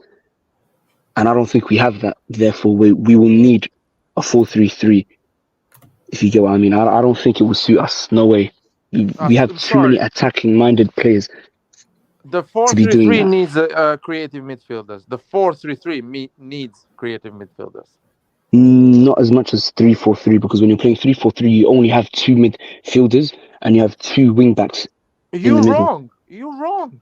The 3-4-3 is built for the wings, for the wing backs. It's a formation that doesn't require creative midfielders, requires midfielders that bring the ball to the wing backs. The 4-3-3 requires creative midfielders because they need to sustain the game with the attackers. Barcelona 4-3-3 had creative midfielders. 3-4-3 of Conte didn't have creative midfielders. I don't think this is a matter of formation there. This is a matter of how you have the idea in your head about defending. This is not a matter of 4-3-3 or 3-5-2 No, it's or always been like this. whatever. The 3-4-3 always had midfielders that were working hard. Okay, good midfielders, but not exceptional. The 4-3-3 historically had exceptionally good midfielders, like high quality. Yes, the Historically, every 4-3-3. big team that played a 4-3-3. Yes, but we are not playing 4-3-3. We're playing 4-3-2-1. I'm sorry, Even 4-2-3-1. more, you need quality in No, that formation. you need actually good defensive midfielders in that formation. No. And The good on that formation, a good defensive midfielder mean a guy that can actually play with the ball as well. yeah, and we have that in Fofana, hopefully. But hold on, you also need attackers that are willing to sacrifice and come and exactly. defend. And, Yeah, no, you need the cam to sacrifice, and I feel like Pulisic is good at that. Also today, you need also I the saw him- wingers to sacrifice because that's where It's the a lot space you need. is. You need No, a but lot. you cannot ask Leao to sacrifice. Yeah, Leao owns but that. if you don't ask, yeah, I agree. Don't ask Leao, but just Leao. Everybody else has to work. I don't like having Leao and Chukwueze not do, but Chukwueze doesn't work. Yeah, Chukwueze goes back on defense, right? Or am I? It just needs to be better. That's it. You need the quality. The 4-3-3 or 4-2-3-1. You need Sane, Salah, fucking Messi. You don't need any of that when playing Torino.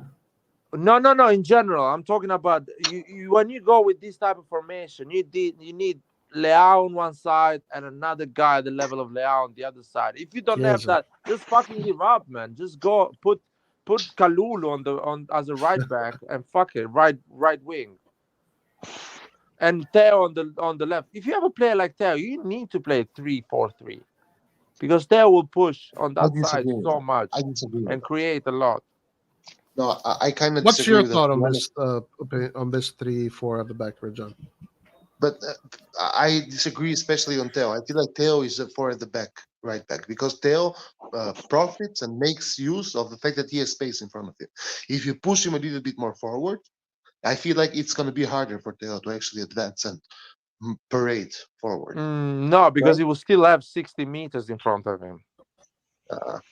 And he doesn't need to come back. He does not need to come back. I think Theo in a 3 at the back as a wing back is his best position. Like no, but I think it was important to do we that. have also seen him with France with 3 at the back, and he was not good, guys. Theo is the kind of player who uses the space. France is not good in general. Even Mbappe was not good with France. What are we gonna do now?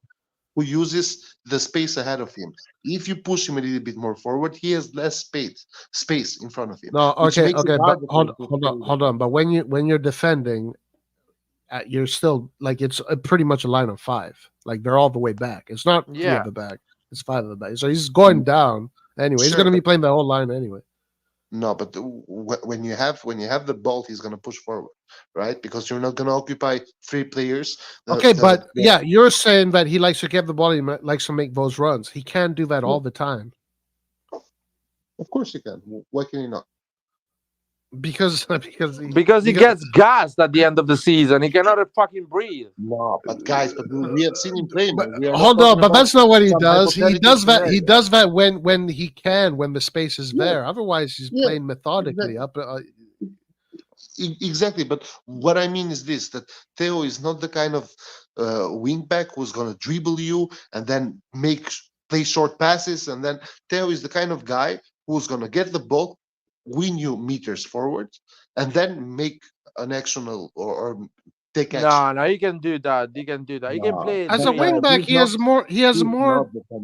even more valuable real estate to do that in because he doesn't need to start from so deep. Like it's even better.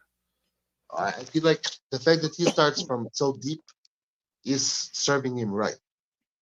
No, because he has to come back straight away. But with 3 at the back, he actually can come back slowly. And Leao doesn't even need to come back. He can stay up there and be a threat and be ready for the counter or for the quick transition. It's so clear. You have to consider that 3 at the back, he is covered. Like Tomori, Exactly. no, Pavlovic is covering him. But guys, but don't you watch Inter? Do you think that Dimarco, that is the winger, doesn't come back? Dimarco is the guy doing the whole. Yes, but what the I'm pass. telling you, that Yeah, the time he doesn't come back Yeah, is not a of course you major need to come issue. back, man. Playing a wing back, you are not a winger. You are a wing back. You have to do the whole. Yeah, Yes, that's what. but sometimes even if it doesn't come back.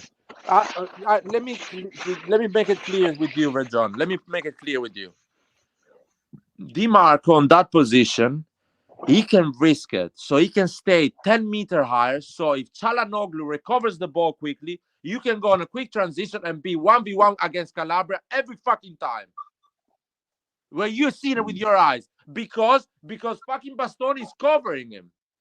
So Theo Hernandez, if he plays on that formation, he can always risk it, stay 10 meters a bit higher. So if Benacer gets the ball, quick transition, Theo Hernandez and Leao are in front of the goal every fucking time 1v1. Yeah, But and you know guys- what? I'm not even a YouTuber, and I know that. Fonseca is Yes. running Milan, hasn't understand that yet.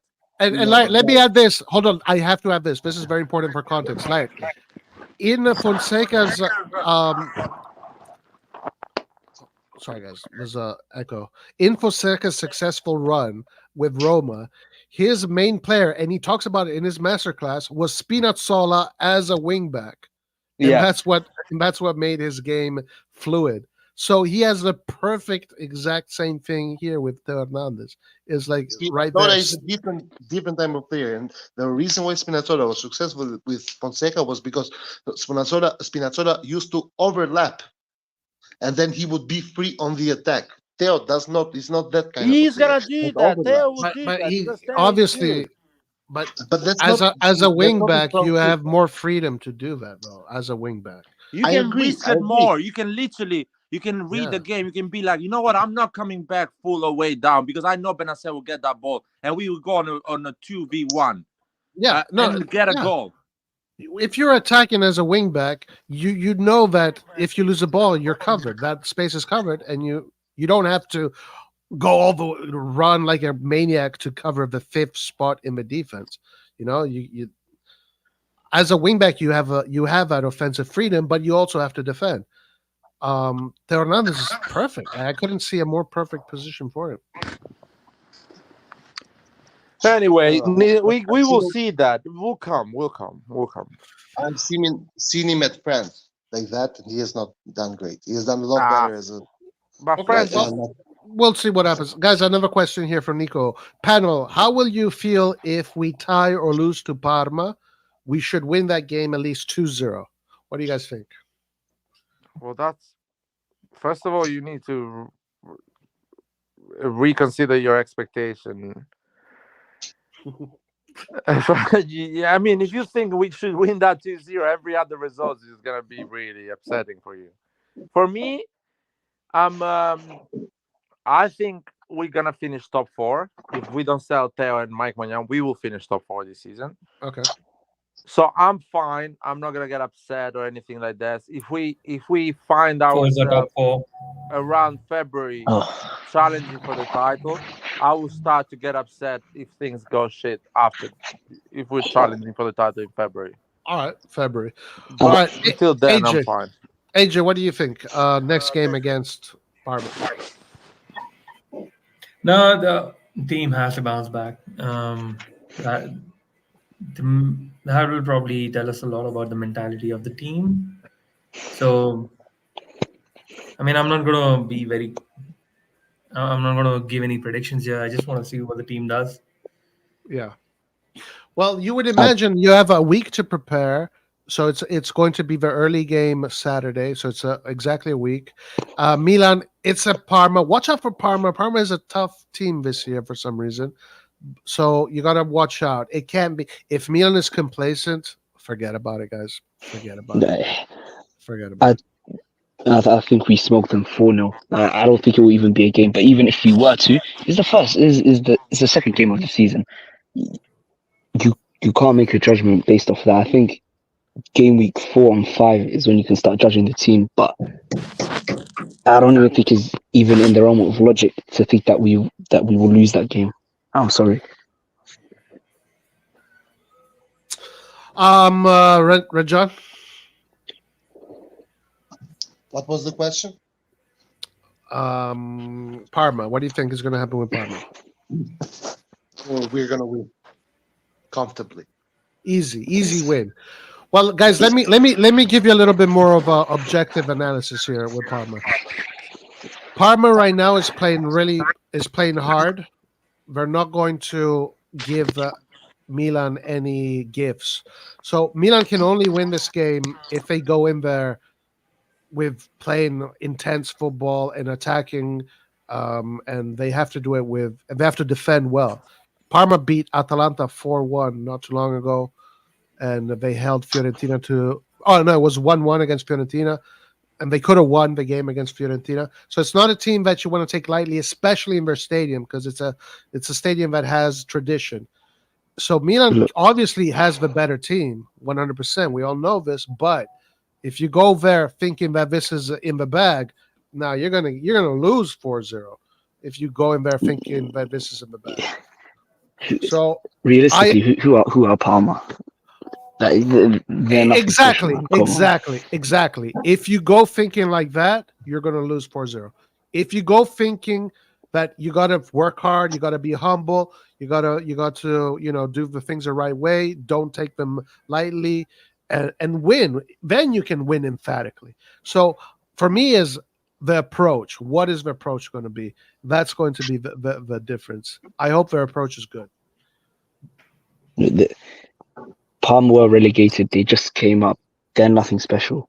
Me personally, I think we're dropping our standards too much. They're nothing, man. Is Parma played the first game already? Okay. Yeah, they played today. They tied 1-1 against Fiorentina. I mean, they look good. Listen, again, I wouldn't underestimate. You should in Serie A. You don't underestimate anybody. Yeah. But let's see. So Nico wants to clear. Fellas, I've been extremely. Yeah, Nico is a very similar, actually, the way he thinks about management and the situation with us. I've been extremely harsh on the team and especially management. I don't expect a lot, but trying to be positive for once. Parma have a Japanese goalkeeper.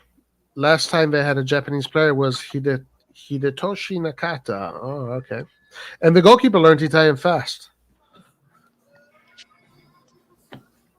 Rajan, you said Antonio. What about you? What's up, guys? How are you doing? What are you doing? Are you at the airport? Yep, I'm chilling.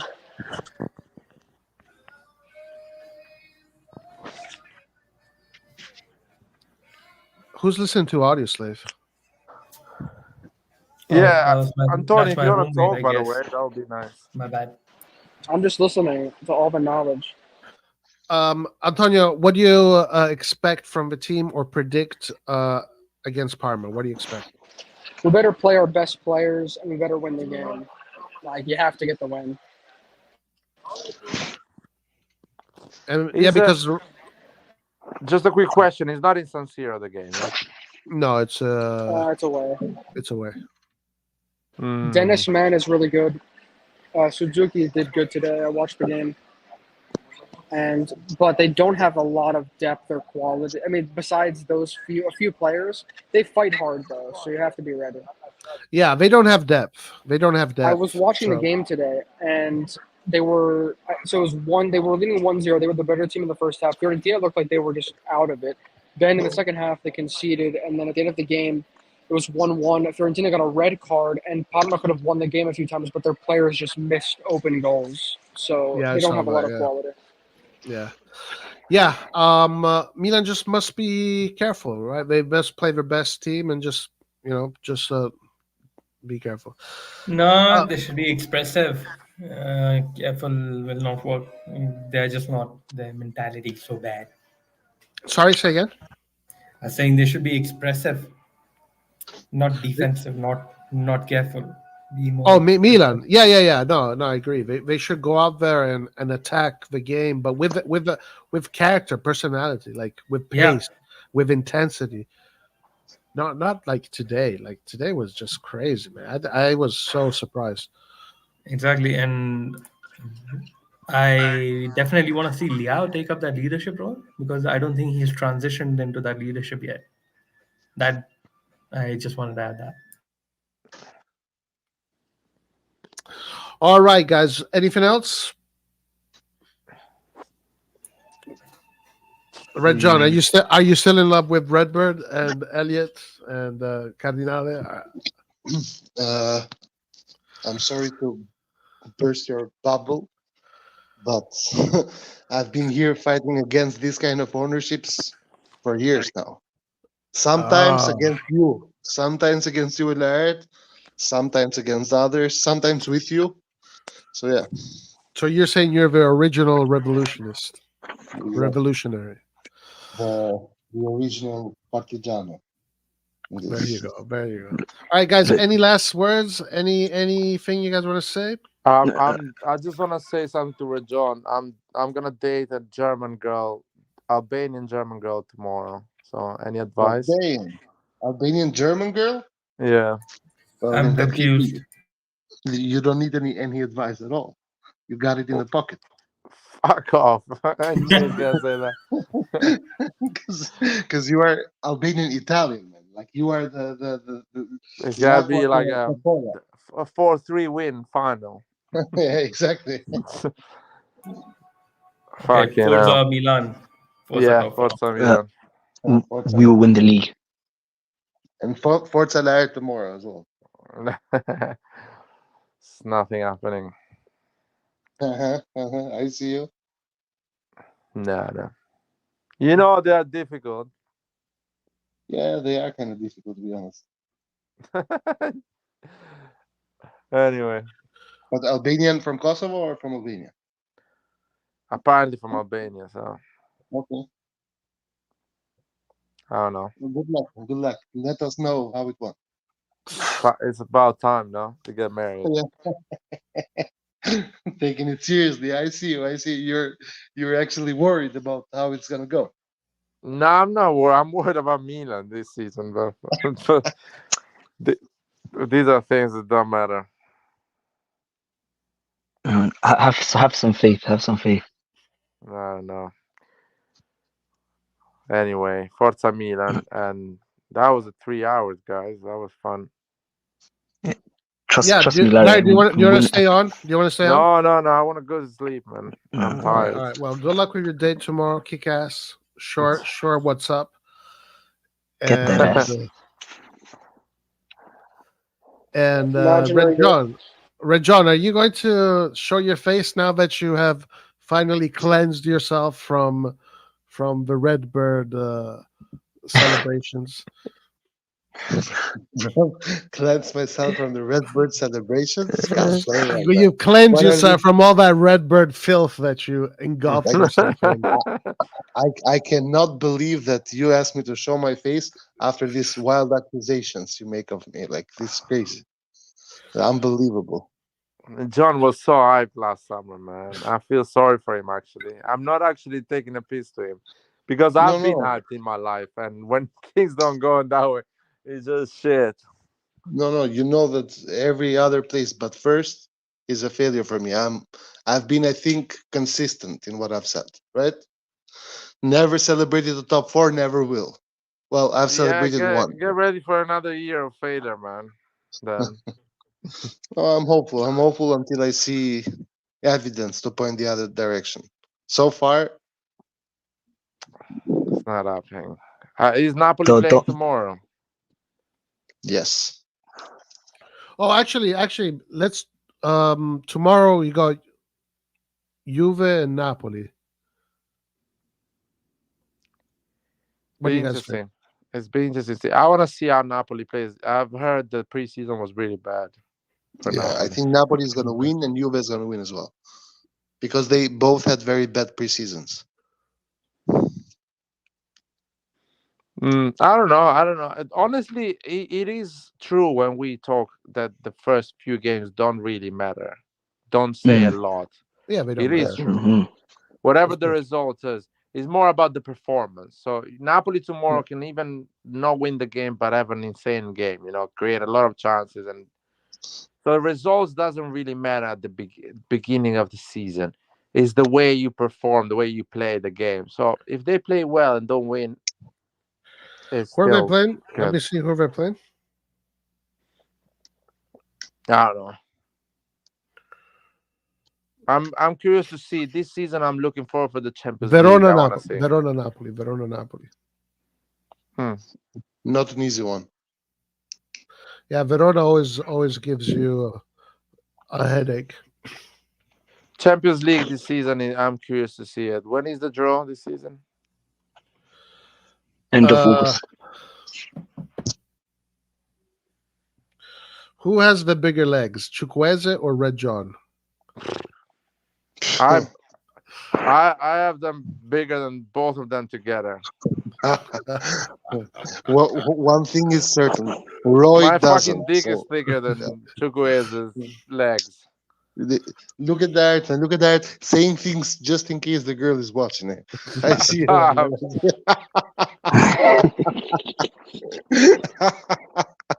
My man, just in case. Man, well played, the fucking player. Long term player. Do you have any sister, John? Yes, I do. I'm not doing any joke then. I'm staying quiet. I don't have a keeping my Discord. jokes for myself. We don't have a Discord. I think the Discord now belongs to someone else. Yeah. We have just YouTube, man. And if you want to join the WhatsApp, just let us know. Fuck it. Yeah, WhatsApp, YouTube, Twitter. That's it. Can't believe some Milan channels already have said Fonseca out on their video titles. Wow. That's how you get subscribers. Yeah. First, it's too early to go there. Too early to go there. They get my subscription too. That's how it works. That's how the business works, man. Purely out, Fonseca out. You just put out every fucking coach and you get subscribers. Yeah. I'm not there yet. Roy, thanks for that. Have fun, guys. Till next time. Cheers. Cheers, Fahadi. Yeah, guys. So I think that's it, guys. Fucking 3 hours too much. I gotta go. Forza Milan. Ciao. Forza Milan. Have a good one, guys. All right, guys. Peace out, everybody.